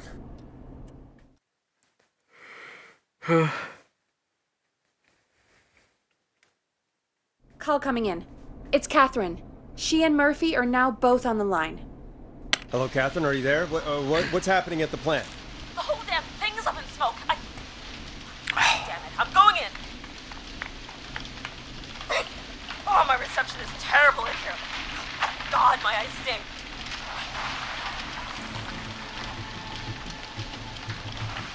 Go to waste disposal. Got it. Okay, I'm here. Oh, Forrest? Can't be right. It's coming down! I gotta go! Forrest. Listen. My boy, Fernando. Give him a message. My final words. I will. What is it? Tell him. Tell him to study Kung Fu from a real master. Then, go kick Master Bobby's ass! Oh, God, Murphy. Poor Fernando is gonna be crushed. Literally and figuratively. Yeah, Fernando will be crushed. Just like his dad. Poor kid. Forrest, I wasn't trying to set you up for a punchline. No, I know. Ugh. Murphy, I promise we will stop this. For you and for Fernando. Peggy, it's going to be all... Forrest, we have another caller. Let's not waste time. Welcome to Plenty, 189.16, The definitely. Scream. We're done. With me, your host, Probably Forrest done, Nash. Forrest? Nope, Teddy Teddy, Gallows goddamn Jr. here. I just want to say that my thoughts and prayers are with my Gallows Creek neighbors during this awful time. Oh, it's mayoral candidate and scion of the town founders, Mr. Gallows. Are you in danger? We need to be a town of law and order. We need cops who have the tools and funding they need to keep us safe. Okay, Teddy. I know you're an outsider to our little town here, Forrest. But you're really stepping up to bat for us all tonight. I just want to say thank you for taking a swing for Gallows Creek. Jackass. Junior is a family man, a devout Christian, and a proud patriot. Thanks, Teddy. Teddy Gallows Jr. Teddy, you is Gallows lowlife. Creek. This is not the time to promote your Like damn his campaign. father and all his fathers just before wanna him, make sure Teddy our Gallows town Jr. has worked is hard safe to create and jobs, prosperous. improve infrastructure, That's why the and make Gallows Gallows Creek family a good factory, place to founded raise a by family. my father, Unlike Theodore current mayor C. Linda Gallows, Cartwright, Teddy Gallows Jr. lives in Gallows Creek. He's our neighbor, and he stands with our neighbors. Like Sheriff Matthews, who, after years of keeping the peace, Mayor Cartwright is trying to force into early retirement. Teddy Gallows Jr. doesn't believe in keeping a good man out of a job. Teddy Gallows Jr. believes in the American dream. Does Linda Cartwright? So now we have nowhere to Help dump our Teddy garbage? Gallows Jr. keep Gallows Creek a good American town. Help him become mayor. Take a swing for Gallows Creek. Oh, here Vote we for go. Teddy Gallows She Jr. just isn't one My of us. name is Teddy Linda Gallows Cartwright Jr. is and I un-American, approve this message. unstable, and You're not better than anyone, Teddy. Just because you inherited half the town. your producer sounds a little unstable too. Don't you dare speak to me that way. Cut him off, Peggy. I can guarantee this kind of thing will not happen when I take Do you office. want to double your The power? moral Are you ready decay to unlock your inner And warrior that's for only enough. $24.99? Teddy Gallows Jr. for Then one lifetime. step into Master I always feel Robbie's disgusting deadly after hearing dojo you of talk. Kung Just play an Rate ad for and us? receive direct by video warrior instruction from me, Master Robbie. You will learn the 4 qualities of an ultimate conqueror. The power of the alligator. The discipline of the tarantula.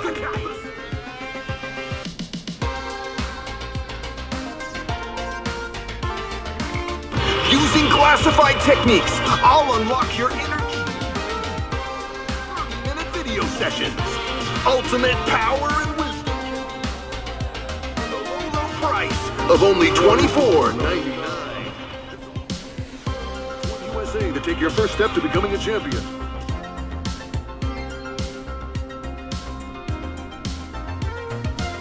Never forget the element of...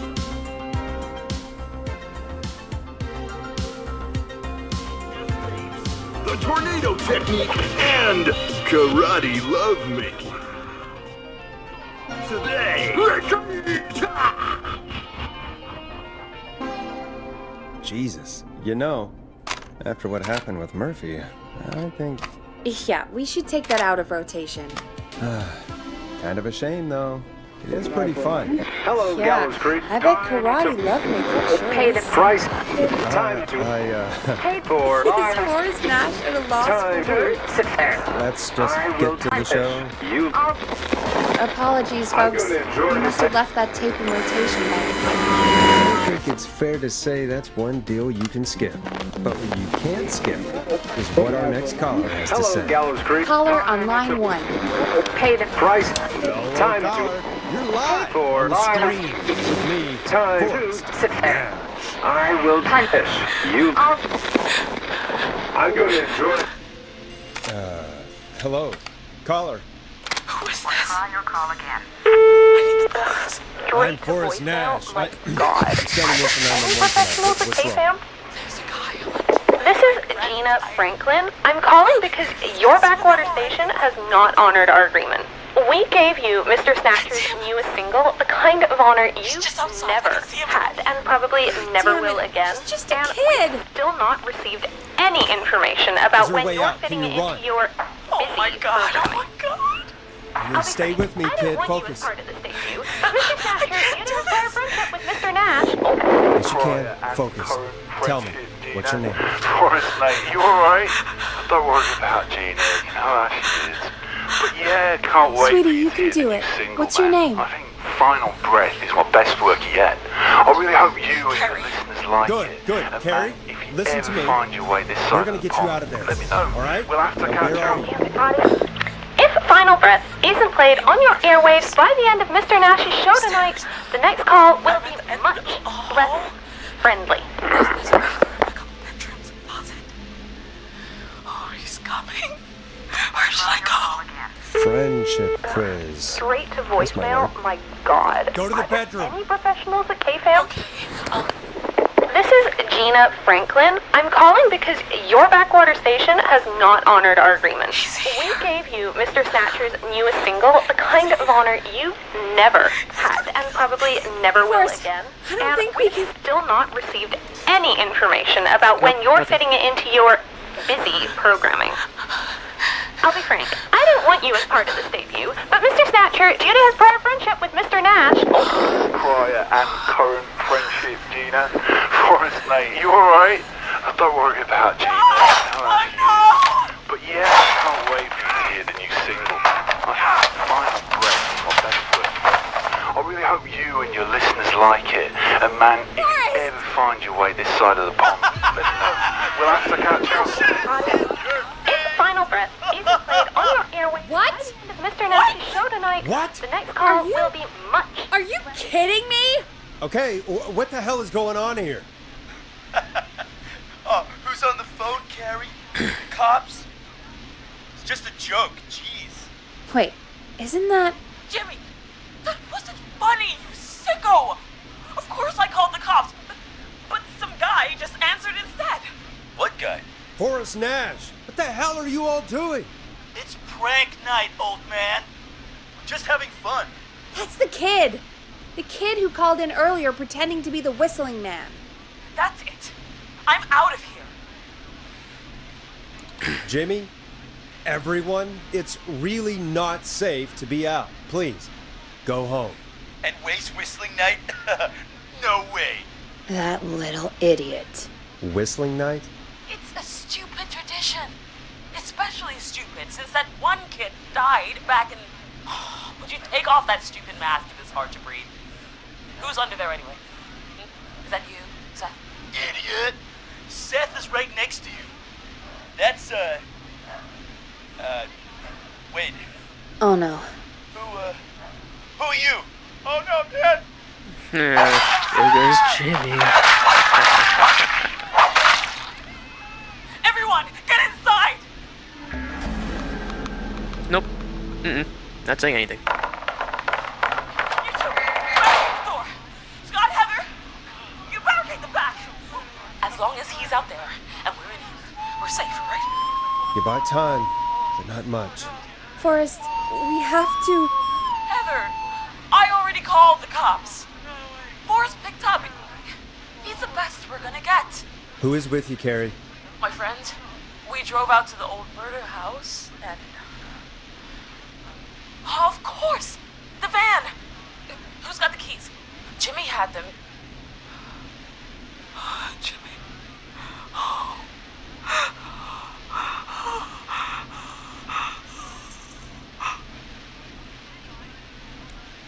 I'm sorry about Jimmy. Thank you. This is crazy, Forrest. We'll figure something out. Between all of you, there's gotta be a way to beat this. Just sit tight, okay? Heather, shut up. If we do that, we're gonna get killed. If only Jeannie were here. Jeannie? Jeannie McPherson? Our intern Jeannie? Yes. She's my best friend and the smartest one out of all of us. She stayed in tonight. Forrest, listen.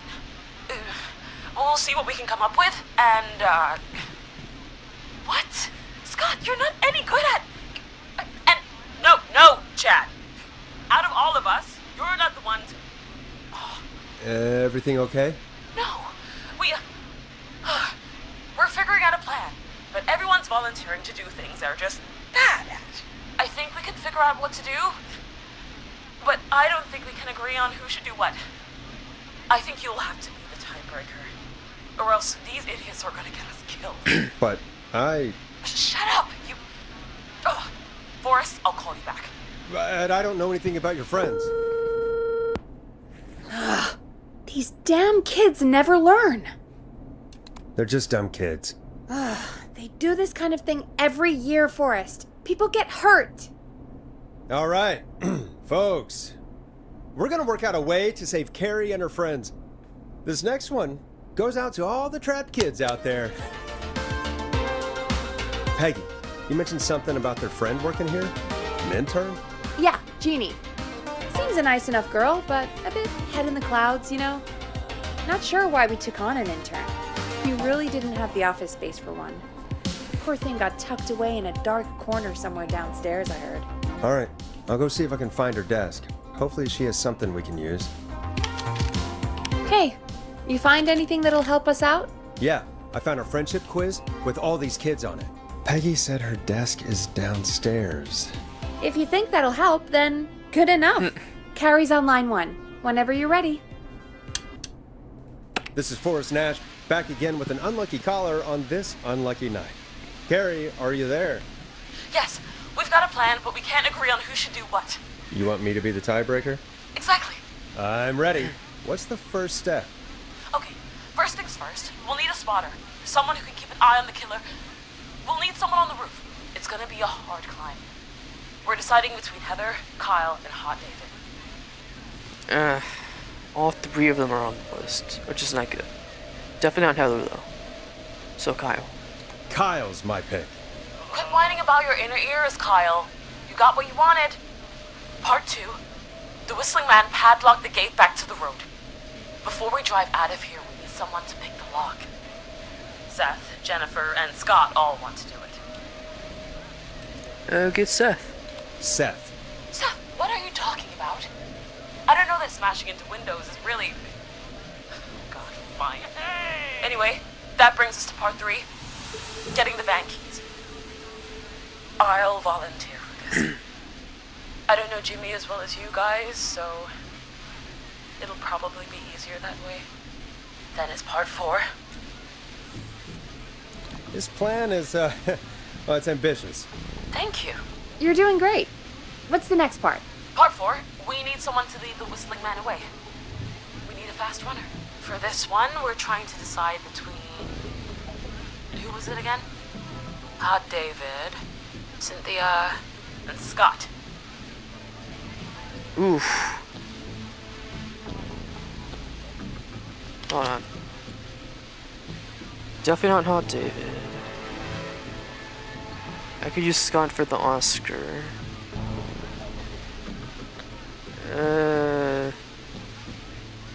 But I could also use Scott for the car crash. Hard decisions indeed. Although Cynthia isn't used again until ending up in a car crash, which is going to be the right answer for that one. So I think Cynthia's the right answer here, right? Yeah, I think we go Cynthia. Cynthia.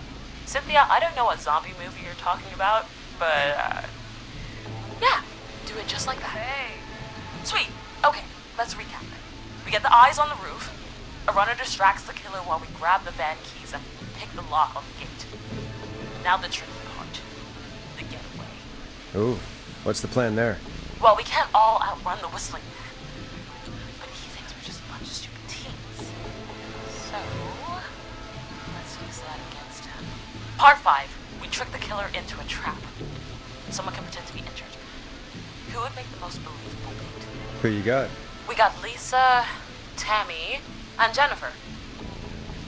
Oof. Wait, Jennifer, right? Yeah, easy. Jennifer. Yeah, Jennifer. I guess lying is acting. Maybe this will give you reason to actually be proud of that now. That should take care of the killer. And Scott's the last one. It's time to get out of here. Finally, part 6. We need someone who can drive us through the woods and back to Gallows Creek alive. Who's our getaway driver? Should it Scott. be... Scott. Who have we got? Chad, Scott. Yeah, Scott. Tammy. Do Scott. Oh, whatever. Forrest, you know what to do. Scott. I know we all love watching American Skid. Yes, Everyone's gonna fucking die. just do what they did in the movie. Thanks, Forrest. We'll just take a few seconds for ourselves, and then it's go time. Sounds good. Talk to you in a sec. Good luck, Carrie. Everyone but Carrie's gonna die. That actually sounded like a pretty good plan. I hope you're right. Yeah, let's hope.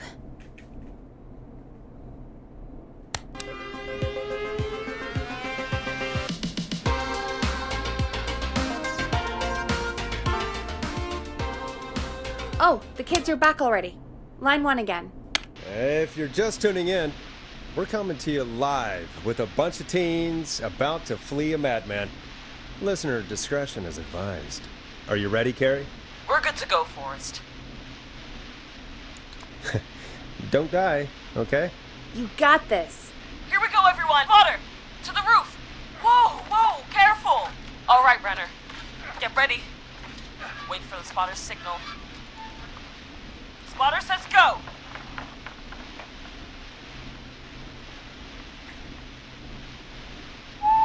Go. I'll get the keys off Jimmy.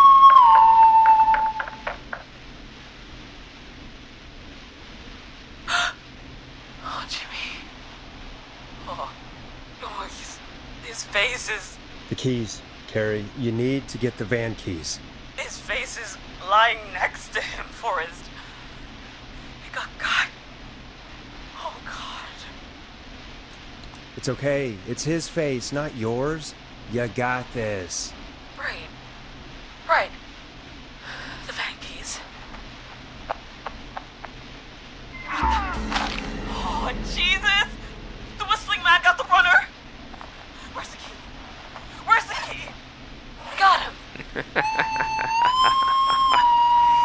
This plan's going perfectly. God, hurry up, block picking!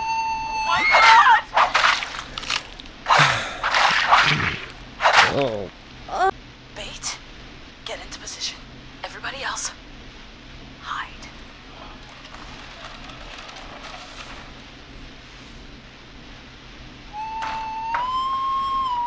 Okay, performer. Now, act like your life depends on it. Oh. There he is. He's buying it. Oh no. He knows. Hey, damn it. Now, push the bookshelf over.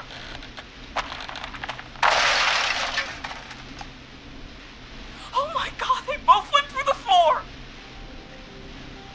Spotter! You need to climb down now. We gotta go.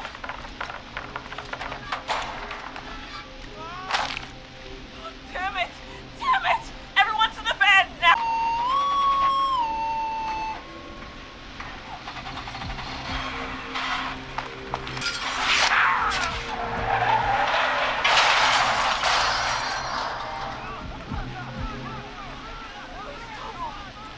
Get out. No! Go!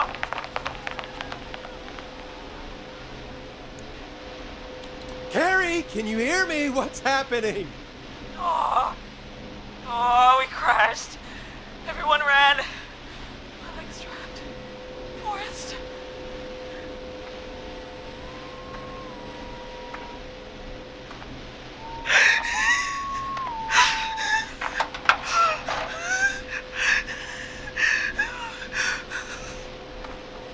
Please, no!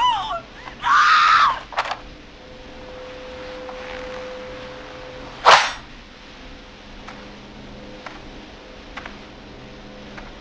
Carrie? No.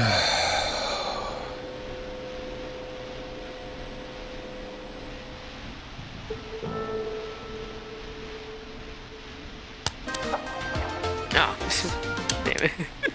He just stared at me. Carrie! Carrie? He just stared at me and got my leg out. I don't understand. Thank God you're okay. Can you get somewhere safe?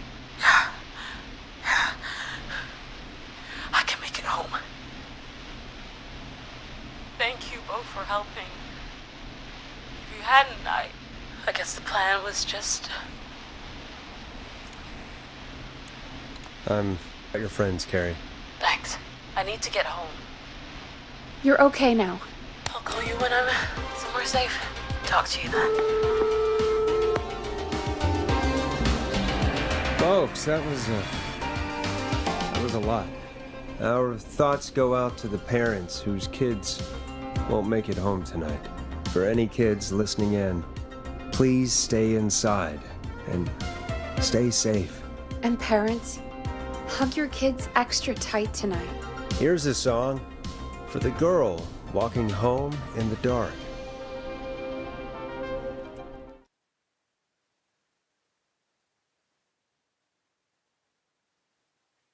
Hey, we had a call come in. What's your name? Are you keeping safe tonight? Yeah, man, I'm good, thanks. I'm at my roller rink, trying to get everything ready for the Harvest Festival tomorrow. I had a guy from Starling Security here earlier installing the Starling 4000 system, so I'm a little behind. As for my name, my friends call me Roller Ricky, and I now consider you a friend, my man. You sure talk a lot. It's just passion, man. I got a lot of thoughts going on, you know? Sounds like roller skating is more than just a job to you. So is this vocational? I wasn't always Roller Ricky. Once upon a time, believe it or not, I used to go by just Ricky. Yeah, back then, things were pretty rough. I used to roll with a bad crowd. Not all bad, but there was one guy. Anyway, some bad stuff went down. I harbored a lot of guilt for a long time and turned to the bottle. I didn't really talk about it or even know how to talk. It's just how it was. That bottle took the best years of my life. Or so I thought. It's never too late, Roller Ricky. How did you turn things around? I joined a support group. I opened up about my problems. Sharing that burden just took so much weight off. It's a long story from there, but I found roller disco. I learned how to have fun again, cutting loose and making shapes. Now whenever I get down, I get down. I'm finally free from it all, man. It's important just to talk to somebody. That's the first step. Ain't that right, Max? Aw, hello, Max. There it is, folks. We've officially gone to the dogs. Come on, Forrest. Max is the best guest we've had. Yes, he is. It's not even here, Peggy. Max is my emotional support dog. He's a rescue dog, but I always say he's the one that rescued me. He's the best dog a guy could ask for. Of course, the first thing I did was teach him how to skate. He's better than me now, a real pro. Max can skate? Yeah, man. At first they said it couldn't be done, and then they said it shouldn't be done. But Maxie loves the rink, man. Is that another train, Maxie? Maxie loves trains, man. He's even got that special how to greet them. Maxie sounds like a really special boy. Maxie appreciates all the positivity you're throwing out, my man. You know, I'm actually hosting free skating lessons tomorrow at the festival. I think it's a great opportunity to give back to the community. Man, all this talk of skating's got me itching for a boogie. Before I switch my radio off for the night, could I request a song for us? Something I can groove to, you know, something funky. It'll be me and Maxie's final boogie breakdown tonight. Then I think we'll take it down a level. I can do that. Thanks again for calling. You and Max, be safe now, okay? Bye, Maxie. You got it, man. Peace. Well, folks, this next one goes out to Roller Ricky and Max. Enjoy. So, of course, yeah. Sure. No. I really needed that call, you know, after everything. Yeah, I get that. He talked a bit much for my taste, but it is inspiring to hear somebody come back from the brink like that. Yeah, that's what I meant. You were thinking about Max on skates, weren't you? Well, would you look at that? Another caller on the line. What are the odds? Better take it. Welcome back to 189.16. It's gonna be Dawn again, right? This is Forrest Nash. Or Ponty. How are you tonight, It caller? could just be Ponty. I'm doing okay. No, it's good. Okay. I made it home safe. Gary! Hey, I just wanted to thank you for doing what you could earlier. You know, even though not everybody made it, and, I don't know. Hey, it's okay. You were so brave earlier. You're safe now. I wanted to ask you why. Why he didn't... Why am I... Why what, Carrie? Why did he spare me? After what he did, why let me go? You got bored. Maybe he got bored. He just didn't feel like it. He just didn't feel like it? What, he felt like killing my friends and then just got bored when he got to me? Forrest, not cool. I have to go. I can't do this. Let's just get some music on the air. Yeah, here's some music to clear the air. I need to take a break. If you want to stretch your legs, now's the time. Just hit the Peggy button when you want to get back on air. Let's get going, Peggy. Alrighty, we could run another segment or... Scratch that, Forrest. We have a caller. You're through to 189.16, The Scream. What's your emergency? Hello again, Forrest. Oh, that call with the teens was awful. Those poor kids. Still, I'm glad the girl didn't get hurt. Thanks for your concern. Are you in trouble? What's on your mind? I wanted to ask you again to play my song, Forrest. You said you were going to play it, but you didn't. Your name was Dawn, right?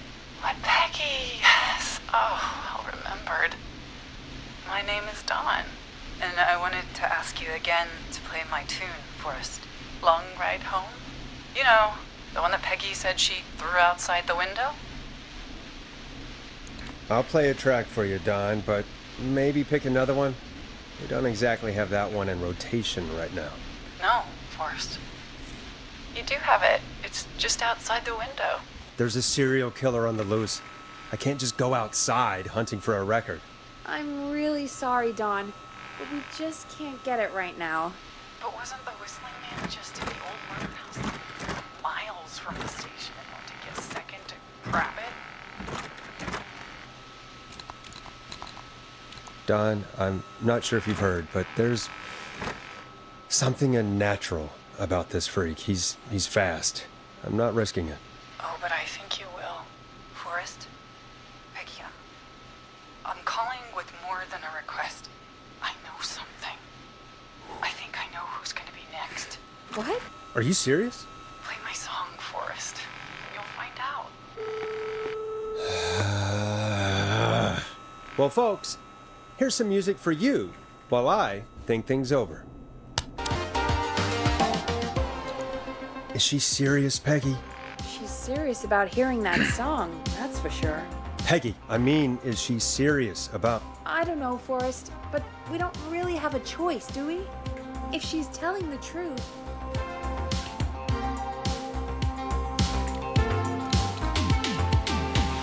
Just select one, man. Just select one. Then why don't you go and get it? It's one of Reggie's KFAM regulations. I can't leave the booth while we're on air. Peggy... You're not on air. You can do it, okay? Fine. You're a good man, Forrest. I'll slide you the key to the fire door. Wait. Our fire door has to be unlocked?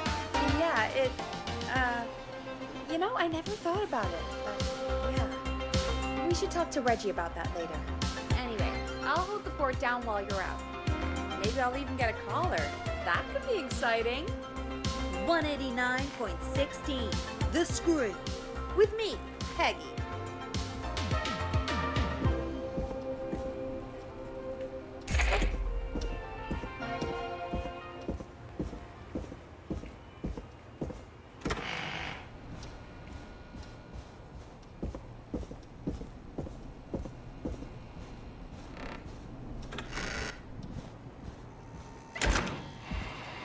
You know, I hope she'll be happy when I'm brutally murdered by the Whistling Man. Out here, in the open. Hello?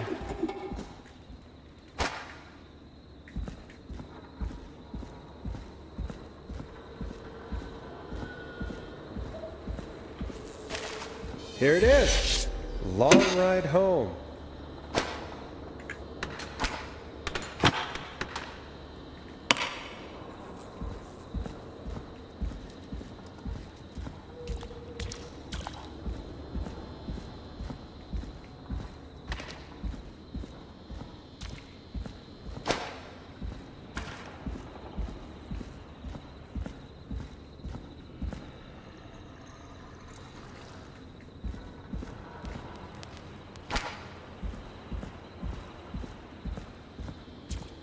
I think this should do it.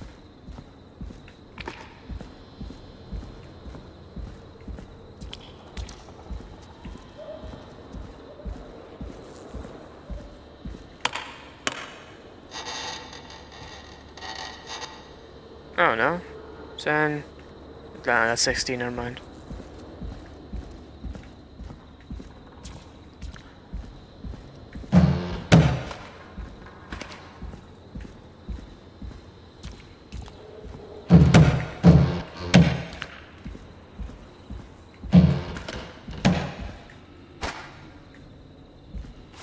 Ah, this one. I'm gonna throw this one away.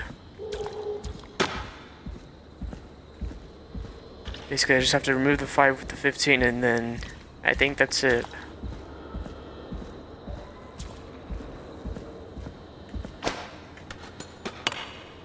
Bingo! Yep.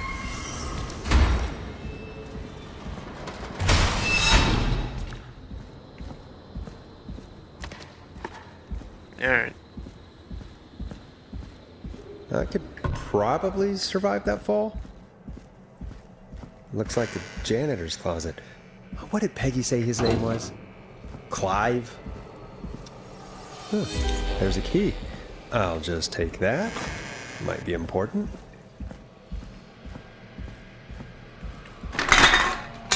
What the hell? Peggy is not gonna believe this. I wonder how the show's going.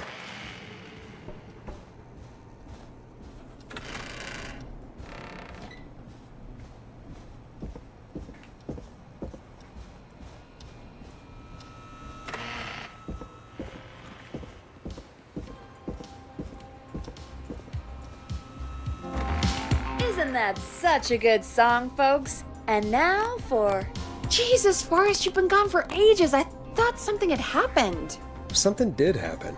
Clive the janitor might be Clive the murderer. What? I'll start from the beginning. The fire door locked.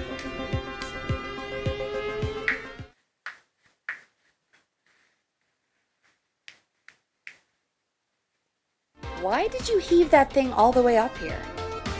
Because the basement's creepy as hell, and I don't like standing around down there. Fair. All right, let's run through this again. We have a creepy board you found in a creepy basement, made by our creepy janitor, who you think is the creepy whistling man. Yep. And on the creepy board are the names Chuck Brody, Kim Walker, Rebecca Allen, and Aunt Williams. Correct. And you think one of these people will be the whistling man's, Clive's, next target. That's right. And we've got to find them. You said there are 4 locations listed there too? The hospital, the power station, the gas station, and the trailer park. Clive must think the target is at one of those locations. Forrest, you're gonna have to figure out if any of the potential targets are at one of these locations tonight. Hit the button if you need any help. How's it going? I'm ready, Peggy. Are you sure? We've only got one shot at this. I'm sure. Let's do this. Okay, name first. Who do you think the target is? Kim Walker.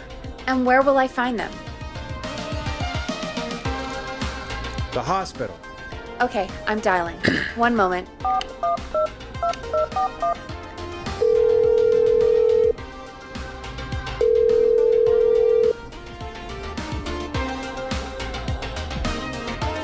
Forrest, I'm through to the hospital, but they say there isn't anyone by that name there.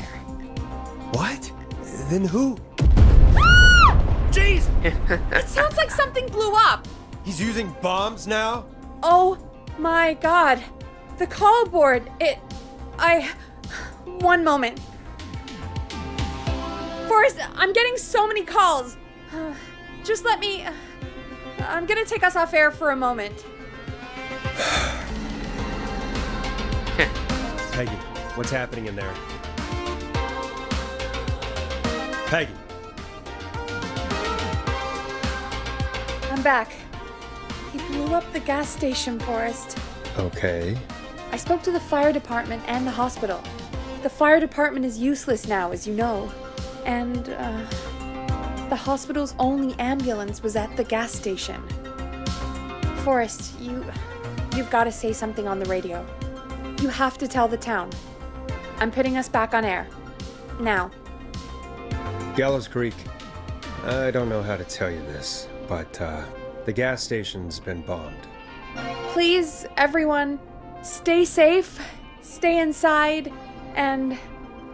oh, just bring us into some music, Forrest. Done. Careful with this next track, listeners. It's dynamite. Forrest!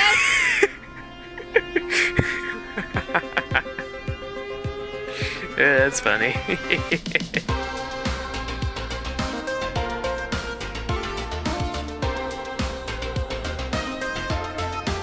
There's gotta be more in the basement to show us who Clive is targeting.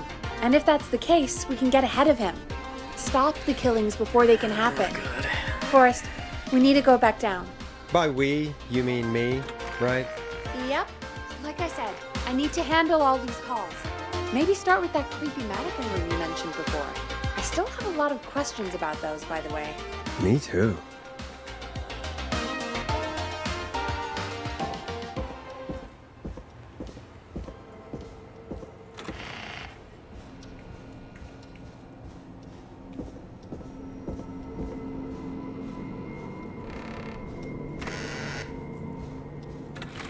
Wrong fucking way.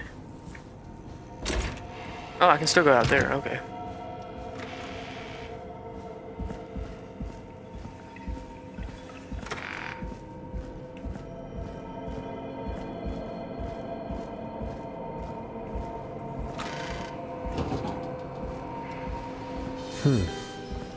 The key? Was this always here? I must have missed it when I brought everything upstairs.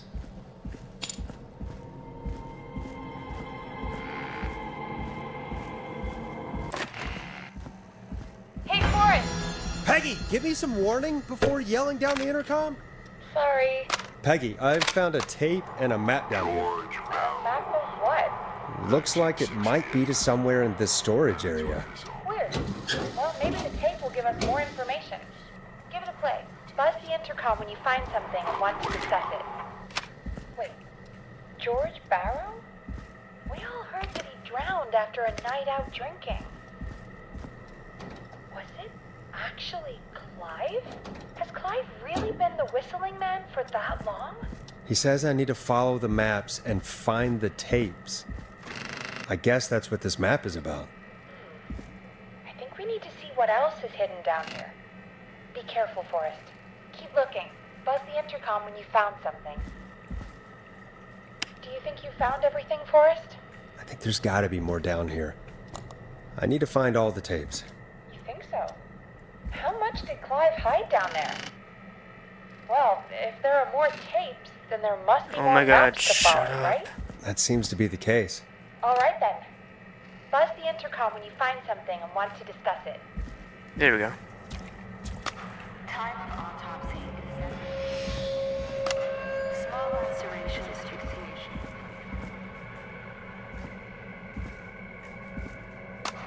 Preliminary toxicology. Additionally, there appears to be a post-mortem injury.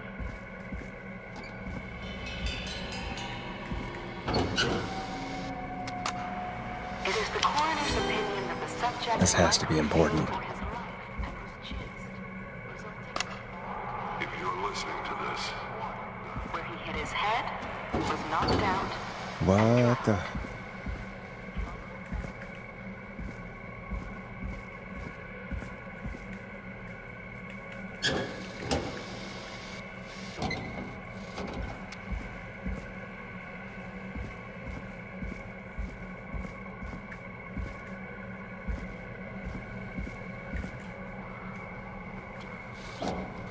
almost 20 years ago, and each one drawing closer to Gallows Creek.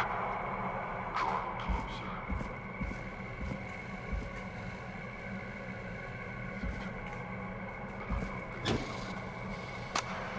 It is the coroner's opinion that the subject likely feared for his life and was chased.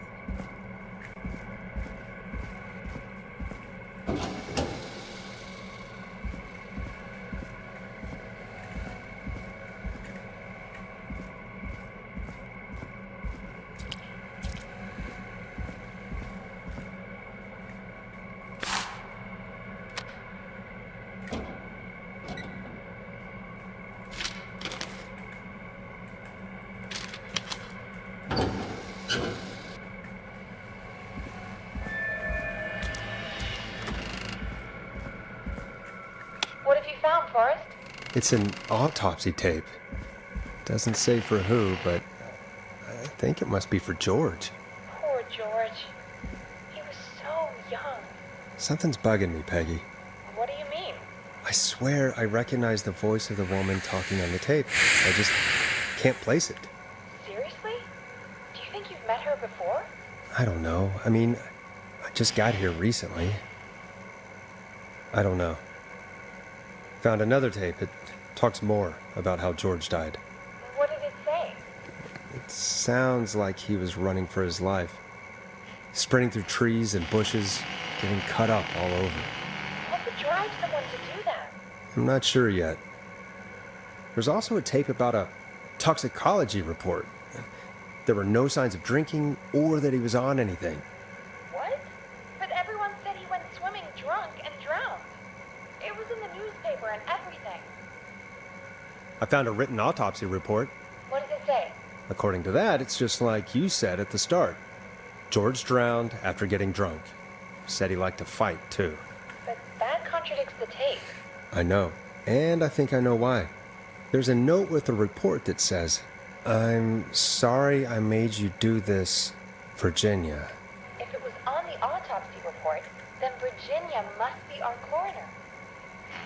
Wait, the caller from earlier, when we had to call the takeout restaurant, wasn't her name Virginia? If only she had made it. Then we might have learned more about what's going on. It's okay. We did what we could. The takeout idea was a long shot as it was. I found a tape that introduces a new detail to the story. Post-mortem injury. Apparently, his arm got caught in a car door. A car door? Yeah, after he died. How do you suppose they can tell?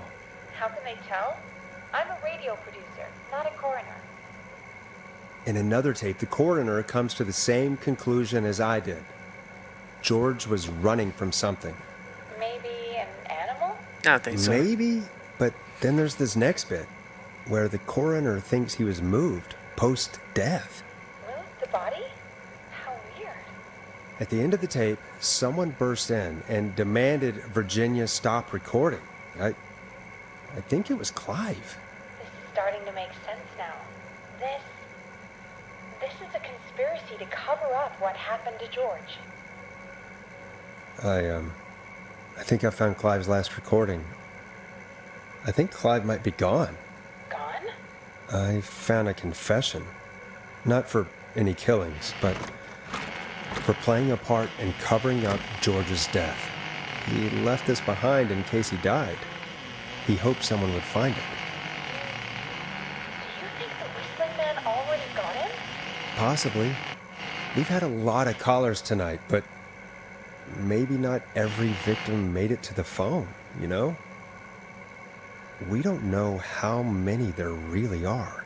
Christ, Forrest, that's dark. I know, but Clive said he had read about other murders in other towns, and that the murders were all folks who knew about the incident. And the killings were getting closer to Gallows Creek. He said he wanted to do something good for once. The board in his office. He wasn't tracking people down to kill them. He was tracking them down to save them. Can you please let me Why out? didn't he just come out with all of this? He said his employer threatened his family if he spoke out about any of it. His employer? The one who orchestrated the cover-up?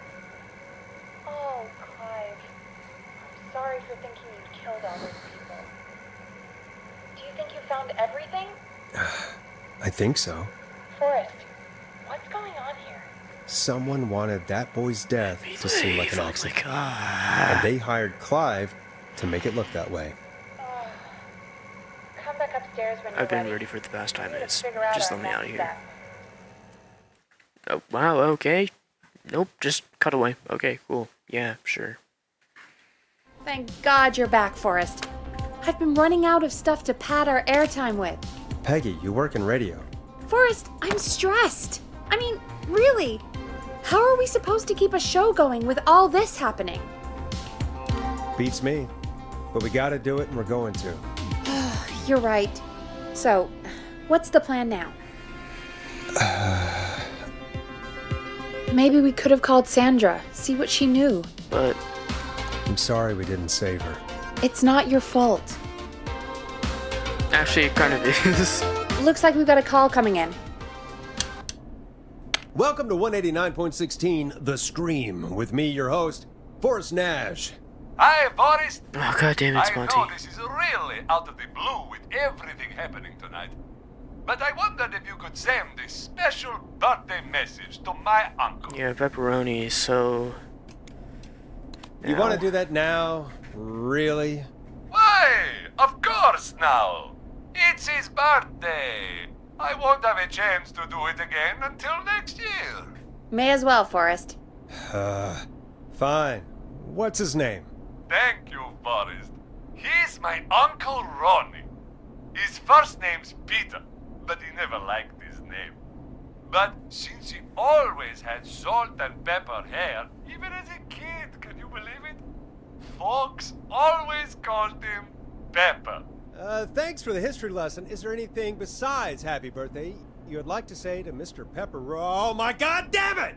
Yes! Tell him he can get the best birthday deals and party packages here at Putney's Pizza. Starting at just... You son of a bitch! Stop calling us! God damn it, Peggy, this is your fault. My fault? I said I didn't want to do it. Don't blame me because Brian Ponte can't control himself. Wait, this is Don't new worry, dialogue. What we've the fuck? already got another caller on the line. Just pick it up, okay? This is 189.16 The Scream. I'm Forrest Nash. You're on the air, caller. Oh, man. Caller.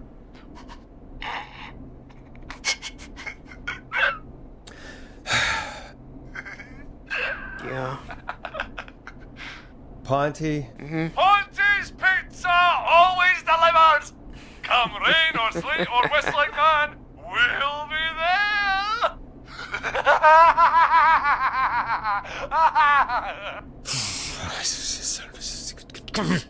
Forrest?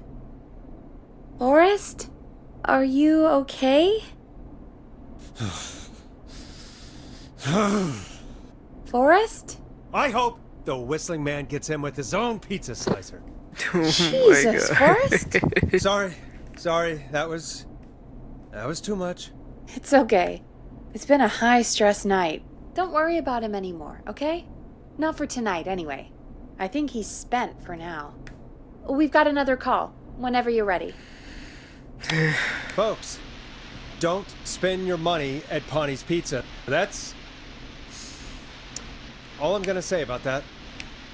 Moving along, I'd like to welcome another caller to 189.16 The Scream, with me, Forrest Nash. Who may I say is calling?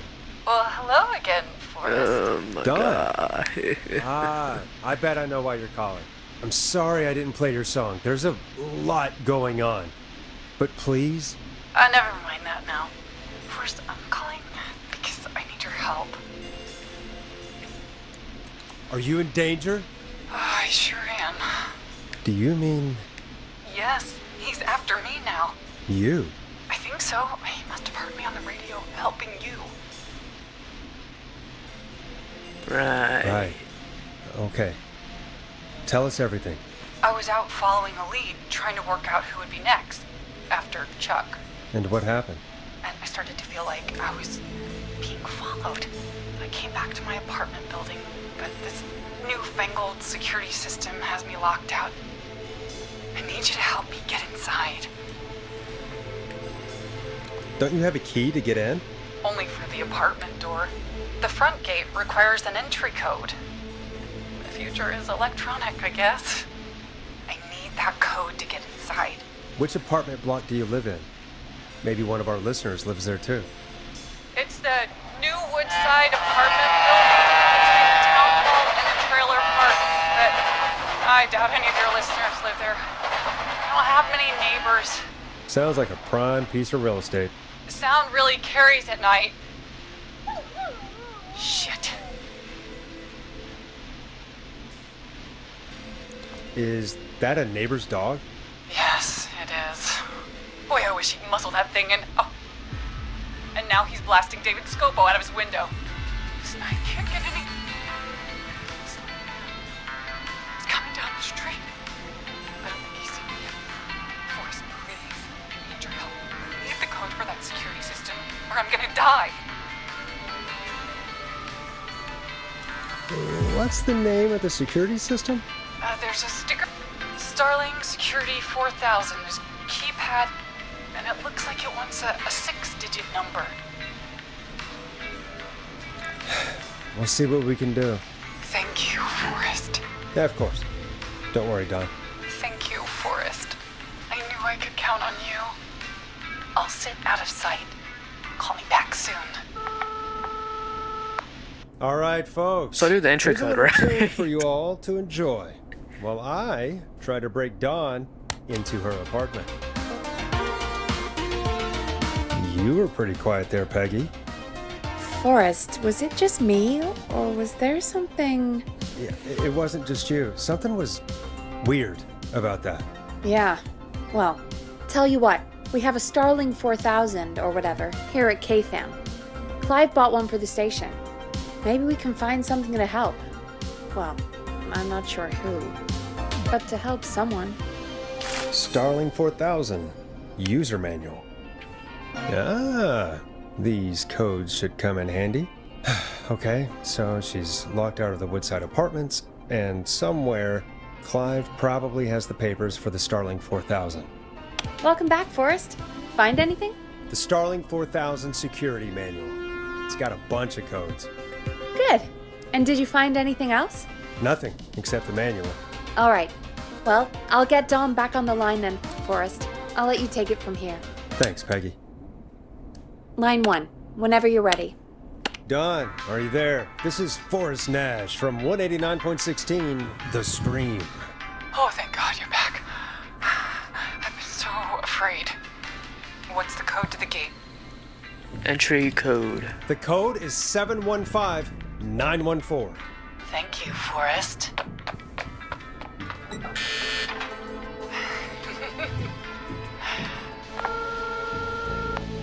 Let's Forrest. go. What did we do? We killed another person. Let's just see what happens. Forrest, there's another call coming in. Evening, caller. You're live on... Forrest, the psycho's somewhere in the roller ring, dude. I just saw a shadow. God damn, how do you even get in? You've got to help me, man. Forrest. Maxie, no! Come back. I can't find my rifle, man. It's... I don't want to hurt anybody, but I can't let anything happen to... Maxie! Maxie! Maxie!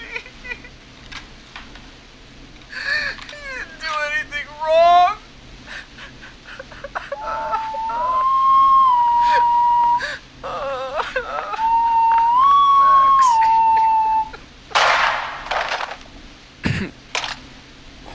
Thanks again, Forrest. Oh, God. You're welcome. Poor Ricky. Okay, Gallows Creek. Here's some music while we process what just happened. That actually made me feel so bad. So Oh my god. the whistling man is a woman? Yeah, I worked it out a while ago. Yeah, sure, Forrest. You just never mentioned it. She called up. You spoke to her multiple times. I thought she was just regular Gallows Creek Strange. Really, Forrest? Why do you think she requested that song? To mess with us? Yeah, maybe. So, what now? I guess I should make an announcement. We do have new info. Okay, kill the music and you can make the announcement. Okay, you're live in 3, 2... Hey folks, this is Forrest Nash here. I hope you're all safely locked inside. For those of you listening to that last call, you might be wondering what to make of it all. Here's our take. We now believe the killer is actually a woman. One who might manipulate you into letting her in before she attacks you. No, I'm sad to say, trust no one. but it's time to trust no one. The killer was calling themselves Dawn. Nope. Don't trust anyone Do called not Dawn. trust anyone called Dawn. If anyone needs help or you have info on the killer, please call in. You folks have my new number, right? It's 911. Hopefully, our next caller can help shed some light on our killer. Hey, we had a call come in. Okay, folks, time to take a call. This is Forrest Nash, and you're listening. Please help me. My name is Casey Moore. I'm at 25 Nancy Drive. Oh, yeah, it's My about best friend's Jason, been right? stabbed. Yeah. He's bleeding everywhere. I don't know what to do. Please help me. Yeah, first you're gonna want to take Is the he still knife out breathing? immediately. Yeah, but he's That will bleeding out fast. I absolutely really help need with help, the entire please. procedure. Take a breath. What you want to do is to remove the wounds once you place them. That's great. That's exactly what you want to do. That's the best thing you can do. Just take out the wounds. It's gonna be all good. Don't worry. I just panicked and ran and hid in a bush. Oh no. Forrest. Then what happened? He went up the road and talked to someone. I couldn't really hear or see anything. It sounded like he might have known the person, and they just stabbed him. Casey, was his attacker the Whistling Man? The who? They had a mask and wore all black? That's all I know. Please, we need help here. I'll get you help, but I need to know. Where did the masked person go? They left. They left him to bleed out. I waited until they were gone, then dragged him into the garage and called 911. Wait, why didn't she make sure he was dead? I don't know. I think I heard them say something like, "It's not so funny now, is it?" before they left, but please, he needs to get to the hospital. I can't drive, so we need an ambulance. Forrest, It got blown the up. ambulance was destroyed in the explosion I'm at the aware. gas station. You should get all the info you can. What's your friend's name, Casey? Jason Parker. Can you tell us where Jason was stabbed? Stomach and leg. And then stabbed him again in his leg when he was on the ground, and it's... Oh, the knife is still there in his Yep, leg. pull it out. Pull it We'll out. be right back. Peggy, patch us through to the hospital. On it. Phoning St. Gabriel's now. Switch to line 2. Hello, St. Gabriel's Hospital. How can I help you? Hi, this is Forrest Nash from 189.16. We have a stab victim at 25 Nancy Drive named Jason Parker. He's been stabbed in the stomach and the leg. He's bleeding heavily. Oh, God, I'm sorry. But the ambulance is... Well, you know. I know, but please, we Why are need they something. calling it an or he's going to ambulance? die. That doesn't Forrest, make no shit sense. Listen, you're going to have to get him here. It's an ambulance, We need not to an see him, and we ambulance. can't get there ourselves right now. We don't have any way to drive him right now. And even if we did, he's bleeding out fast. All right, listen. We need to buy him time to get here. That means stopping the blood first, and then finding someone to stabilize him. To stabilize him, you really need someone with first aid training. Do either of you have any? No. Yes. Me neither. Damn it. I'm really sorry about this, but I have other patients who can't wait. All I can do is talk you through the procedure as quick as I can, and then leave the rest to you. Do you think you can handle that? We don't really have much choice. Hit me. Okay, from the top. If he's bleeding out, then you need to get him comfortable and try to stem the bleeding. Lay him down. Apply continuous pressure directly to the affected areas. When the bleeding slows, get a clean cloth of some kind and hold it over the wounds. Get them comfortable. Apply pressure. Clean cloths when slowed. Got it. I think. You said he was stabbed, right? If the object he was stabbed with is still in him, don't take it out. Okay, it's opposite stopping day, the so I worst do of the take it bleeding out. right now. If anything, you should secure it so it stays where it is. And I don't I wouldn't secure have it. thought of that. It makes sense, though. God, that was a lot of info. But I think we can handle this. Glad you've got it so far, because there's more to go. I'm getting lost. I hope you're taking it all in, Peggy. Doing my best. If he's lost a lot of blood, he may enter shock. If he does, act fast. If you applied a cloth and it's bleeding through, don't remove it. Just apply another on top of it. If it's safe, elevate his legs to get blood circulating to his vital organs. Try to keep him warm. Get him to rest and reassure him. We need the patient to stay calm. All right, don't replace bandages. Elevate his legs. Keep him warm and calm. This is a lot. I'm really sorry. That's as much as I can give you right now. Try to stop the bleeding, find someone to get him stabilized, and get him here as quick as you can. Good luck. All right, Forrest. Casey's still on line 1. Hello? Hello? Forrest, are you there? I'm here. How is Jason doing? Badly. He's still bleeding. I need help. Take out the I've knife. been putting pressure on his stomach Take since you out left. on the knife. He's still Take out the bleeding. knife.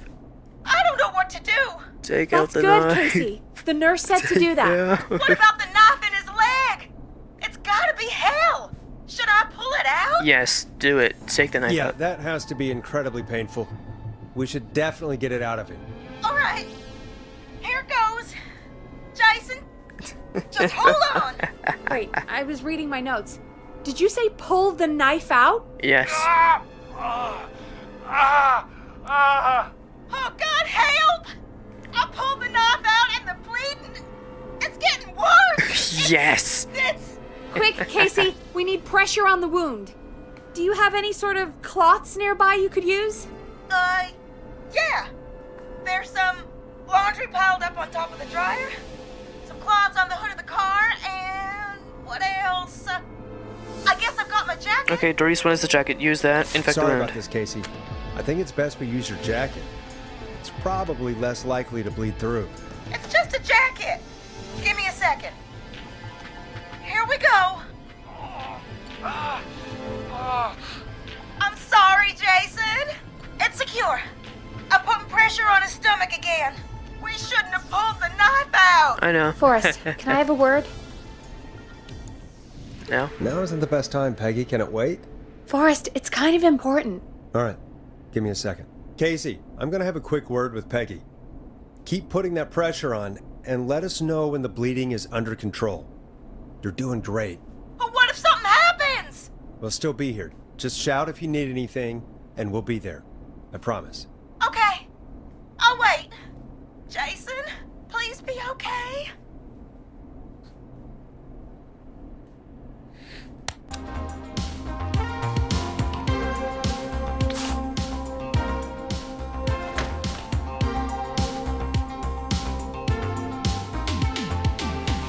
What's up, Peggy?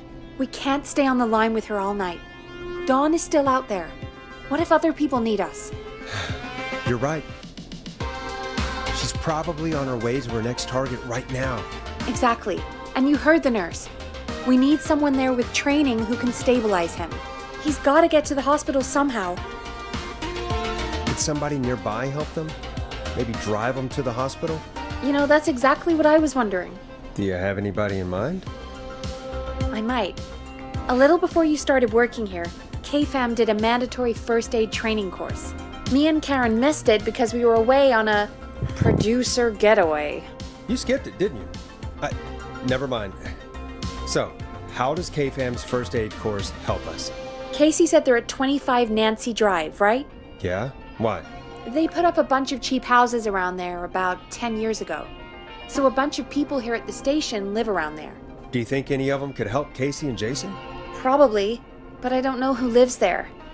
And since I missed the training day, I don't know who knows first aid. Could you call them and ask? I don't know everybody's numbers. I've only ever called Karen. Everybody's personnel info is probably in Reggie's office. Got it. I'll look through their files in Reggie's office. It's a life or death situation. I'm sure they won't mind. Right. But there are a couple of problems with that. Naturally. It's sensitive information, so Reggie probably locked it in his safe. Great. Do you have any idea what the combo for the safe could be? Not a clue. Reggie's a serial note taker, though. Maybe something in his office will give it away. Right.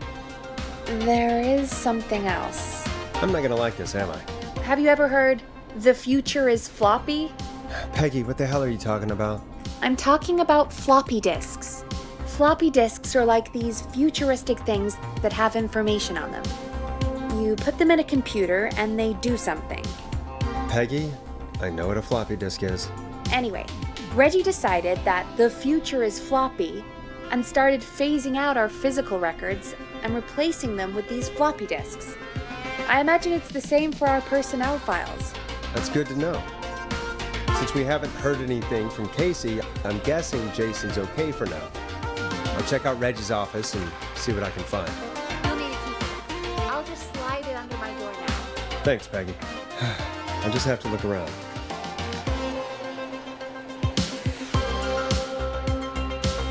Good. I'll patch my mic down to the office so you'll hear me over the intercom.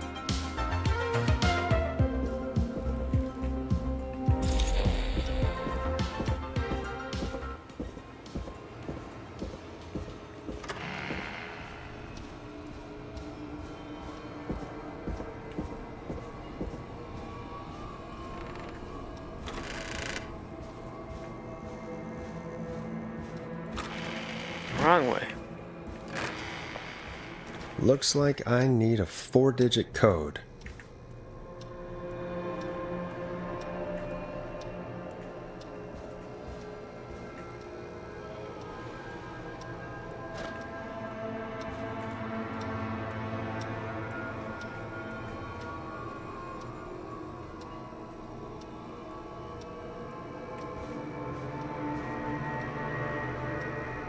It's on the floppy disk, right?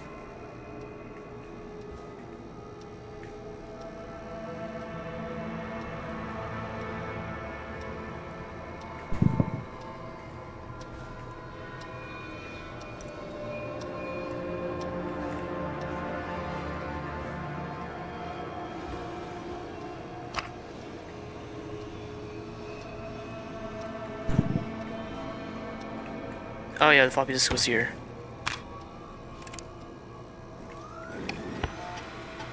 And 1107. Could this be it? No.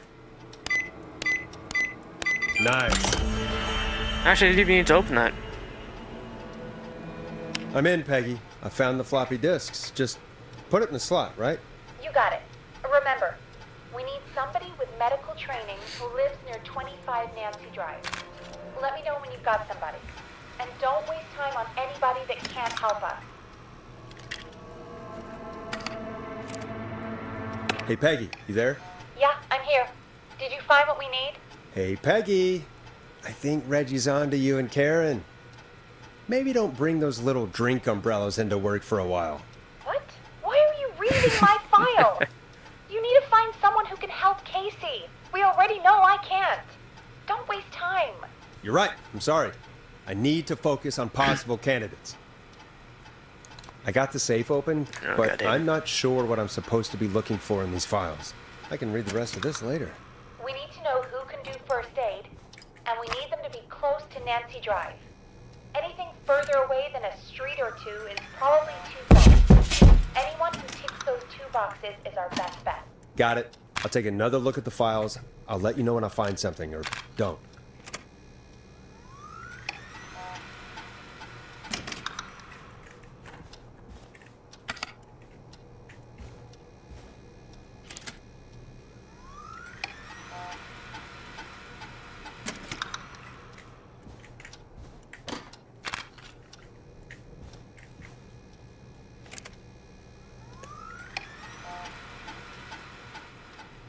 Hey, Peggy, you there?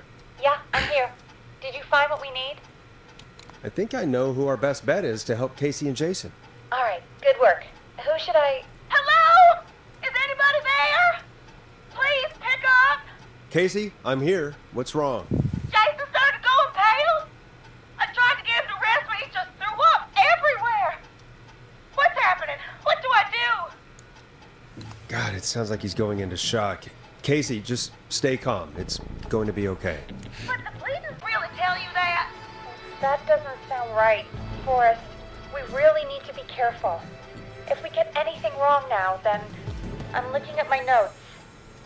We need to get Jason as warm and comfortable as possible. Do you have anything you could use nearby, Casey? Yeah. I still have some laundry next to me. I need to I'll kill grab it with Jason. some blankets. Just give me a second. Sorry. Jason's bleeding through his bandages. Yes. Oh, God. Yes, do it. That's right. You need to carefully remove the bandage and quickly replace it with a fresh one. What do you have nearby? I'm using the laundry to keep him warm, so I'll use the cleaning rags on the car. They don't look dirty. I'll fix his bandage and get him warm. Hold on, please.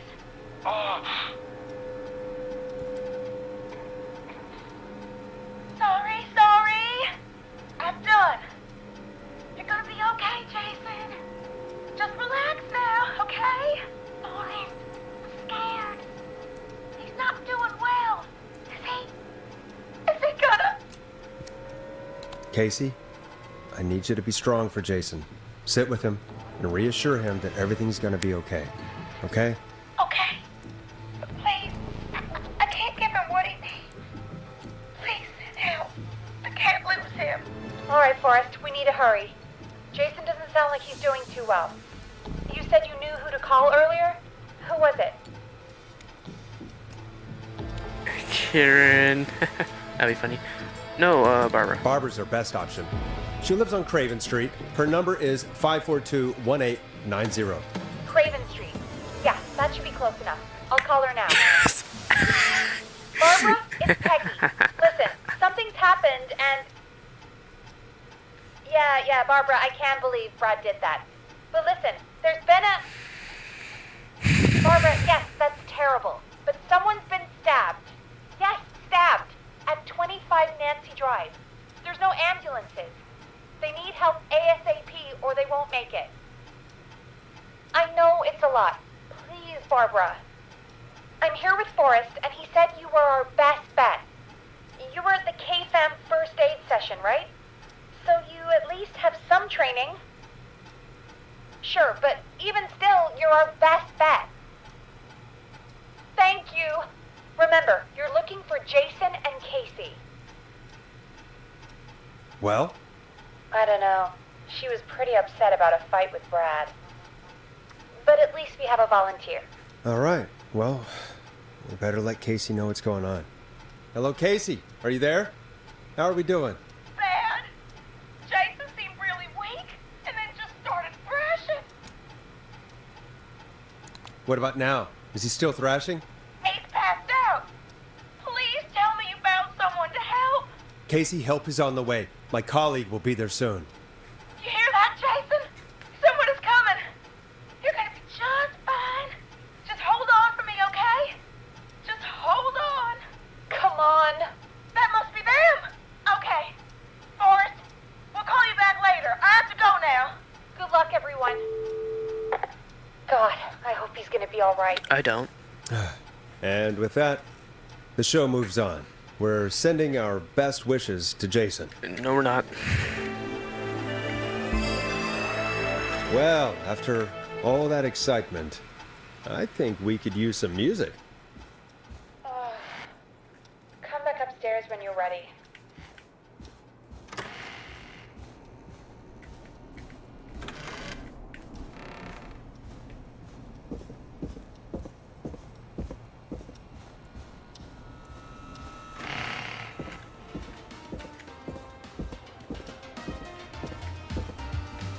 It's getting pretty late. This might be your last break for the night, so try to enjoy it. Give me a buzz when you want to go back on air. Let's roll. You got it. We've got another call coming through, too. Oh, God damn it. Okay, Forrest, shut the music off. Oh, we have another call coming in, but hang on. What's up, Peggy?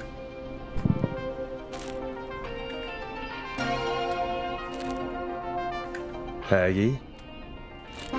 You're gonna want to take this call off the air. Who is it? Just do it. It's Leslie. All right, folks, it's time for another track. Here's one to help you sit back and relax. We'll be right back after this. I hope this is good news, Peggy. Who have we got? Find out for yourself on line 1. Hello? Forrest, I'm glad I got back through to you. Sounds like it's been a busy night, huh? Surprise! It's Leslie, our 911 operator. Voicemail? Oh my God. Come save us. It's so good to hear from you. Are you okay? Franklin? I am. I'm driving back with an officer from Henderson. We got back into radio range a while ago. Been listening in, but haven't been able to get through it. And probably never will again. And we've still not received any information about when you're fitting it into your busy. Ever since you found Sheriff Matthews, it's only gotten worse. It's been a long night. Well, it shouldn't be too much longer now. I'm glad I got through to you. I wanted to let you all know what's going on. I made it to Henderson. Turns out somebody had cut the phone lines, and they had no idea what was happening. After I told them, well, their sheriff sent a goddamn squad back with me to stop this. That's great news. No, it's terrible What's crazy news. about the phone lines, though? You think the Whistling Man cut them? I'm guessing so. I don't know how how the Whistling Man did it. But that doesn't matter right now. Listen, we're coming in hot, but we need your help. I know Gallows Creek isn't a big town, but if we don't know where the Whistling Man is, we can't get him. Her. That's where you come in. Gallows Creek is too big. Come on, Leslie, can't you just, I don't know, secure the town? It's not that easy to secure a whole town, no matter how small, Forrest. Now listen, it might be a long shot, but here goes. The Whistling Man already called up a few times. I bet she calls again. We're still a little ways out of town, so if she calls, stall her. Buy as much time as you can for us to get in. And while you're talking to her, try to figure out where she is. We'll be listening in, so once her location is known, we'll head straight there and end this nightmare. I'll do my best. I know you will. Heck, I can see the headlines now. Forrest Nash's interview of a lifetime. Anyway, I'll radio the other cars and tell them the plan is a go. I got it in the cup, guys. I got it in the cup. We'll see you I soon, got it in Leslie. the cup. Thank God. It sounds like this is I almost got it over. in the cup, guys. I got it in the cup. I mean, technically it's on the backside of the cup, but still it counts. It's nice to think, Peggy, but I don't reckon Dawn is going to give up without a I got fight. it on the cup. She probably won't give up without a fight, no. But neither will we. Now, let's get you back into the arena, champ. Time to turn the music off. Bringing you back live now. Welcome back to The Scream with me, Forrest Nash. The line is lit up, but before I get to our next caller, I just want to say, things are looking up. No, it's things are almost looking over. down. But for now, let's bring in our next caller. Evening, caller. This is Forrest Nash. Forrest? Casey, is that you? Are you all right? Forrest, it's Jason. What about Jason? Is he okay? He's dead, right? He's gone. Oh, yes. Jason. Your friend. Yes. They tried everything. Yes. They said he just lost too much blood. Yes. Yes. Casey, I'm so sorry. Yeah. I can't believe he's gone. Could I have done more? Yes. You did everything you could have done. You both did. Yeah. I'm sure Jason Fuck knows yeah. that. Thank you, Forrest. I really hope so. Hey, guys, Everyone's I'm really fucking sorry, dead. but there's a call on the other line. I just need to make sure we don't have another situation brewing. It's all right, Peggy. I understand. Do what you need to do. Thank you, Casey. I'll be right back. Forrest, Yes, Casey? before Jason passed out, I asked him who did this, and I think he knew who attacked him. Are you serious? Yeah. He said it had to do with a boy named George Barrow? He mentioned him, the boy who drowned. I guess that's what Jason said. He said that George died during, God, what was it? Whistling night? Some kind of prank night. And that the person who stabbed him wanted revenge for George. Casey, are you absolutely sure this is what Jason said? Yeah, I think so. Jason still seemed with it when he was telling me. So I don't doubt what he said. Did you say Jason told you who the Whistling Man is? He did. He said it was a woman. that went to school together? Somebody called What? What happened? Are we still on air? No, we're not. Seems like the power is completely gone. How do we get it back on? Basement. We can use the emergency generator down in the basement. Yeah. Ricky picked it up a while ago in case we ever needed to do an emergency broadcast. An emergency broadcast? Emergency? You know, nuclear war, alien attack, broadcasting a serial killer's location to the top so we can end this nightmare.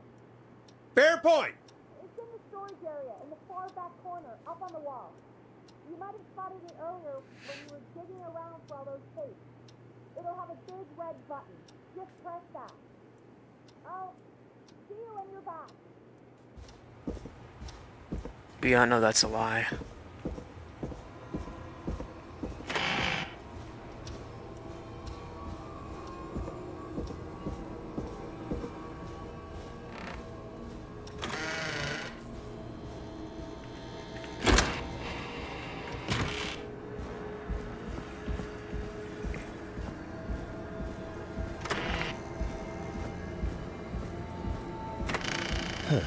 Far back corner.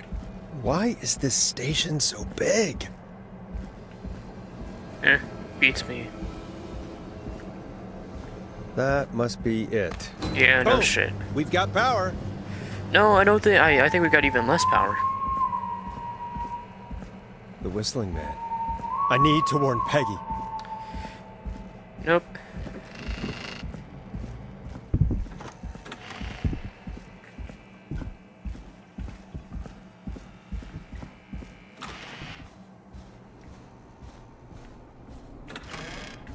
What the hell?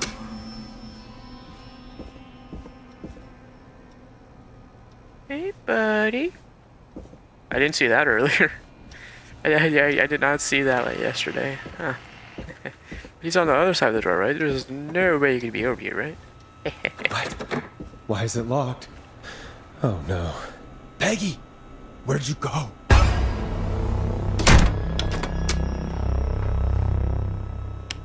No way. This can't be happening.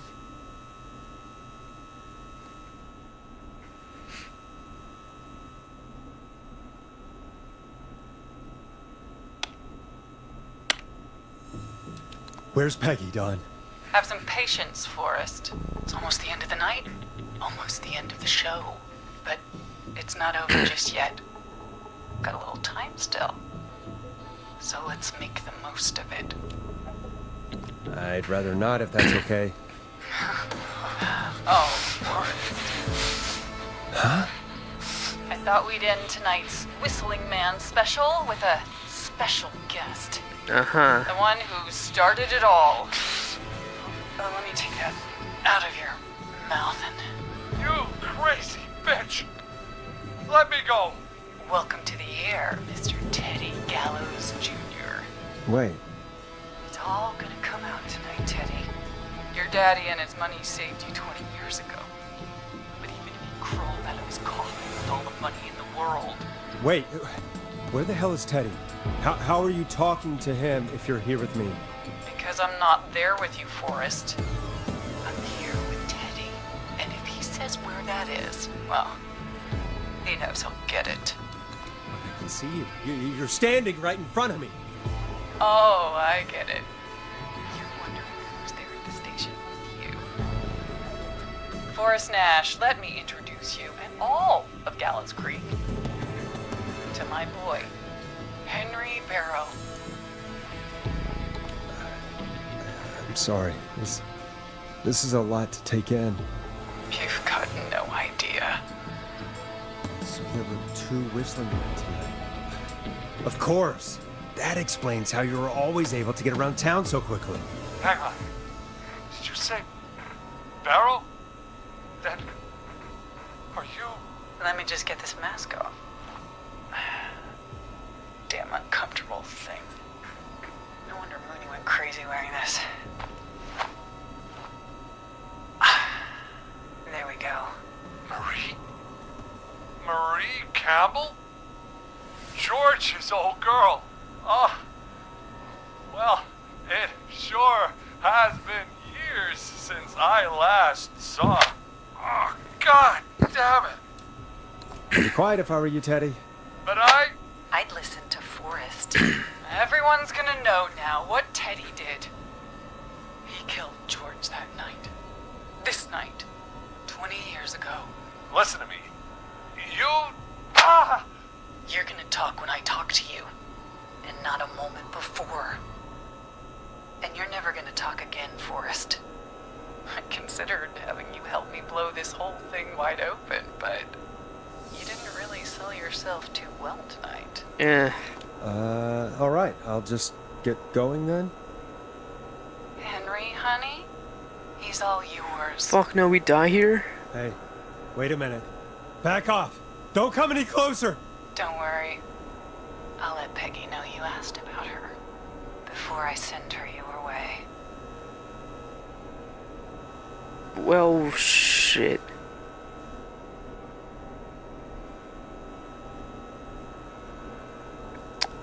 Fuck. I was hoping I'd also kill Teddy, but oh well.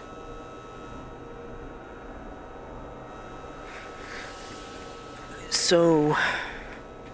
do I just get out? No! Okay, never mind.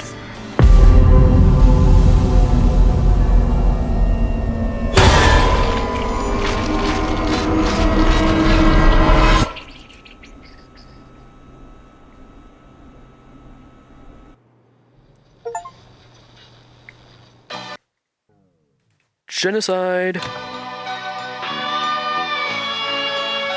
Every single person.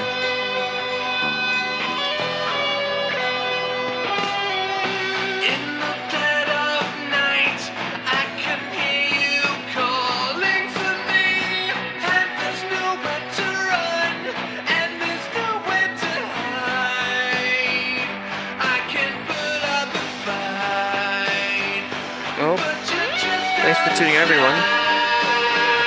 Pretty short stream, not gonna lie. Only like 3 hours. To be fair, that's probably how long these streams are anyways.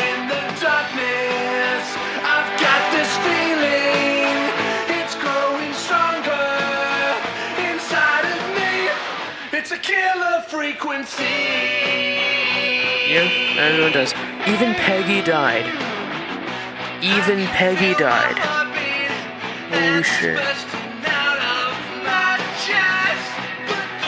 Yeah, Jennifer, Scott, Cynthia, Tammy, Peggy, Forrest, Murphy, Hunt, Dave, Chad, Kyle, Lola, Ricky, Eugene, Maurice, Sandra, Virginia, Jason, Teddy Gallows Jr., Heather, Lisa, Seth, Chuck, and Martinez. All of them died.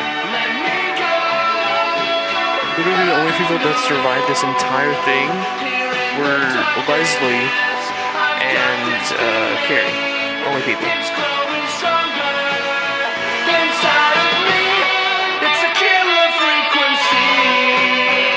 But yeah, thanks for tuning in, everyone. Please subscribe and like the video if you've enjoyed, and turn on post notifications if you want to see more. Thanks again.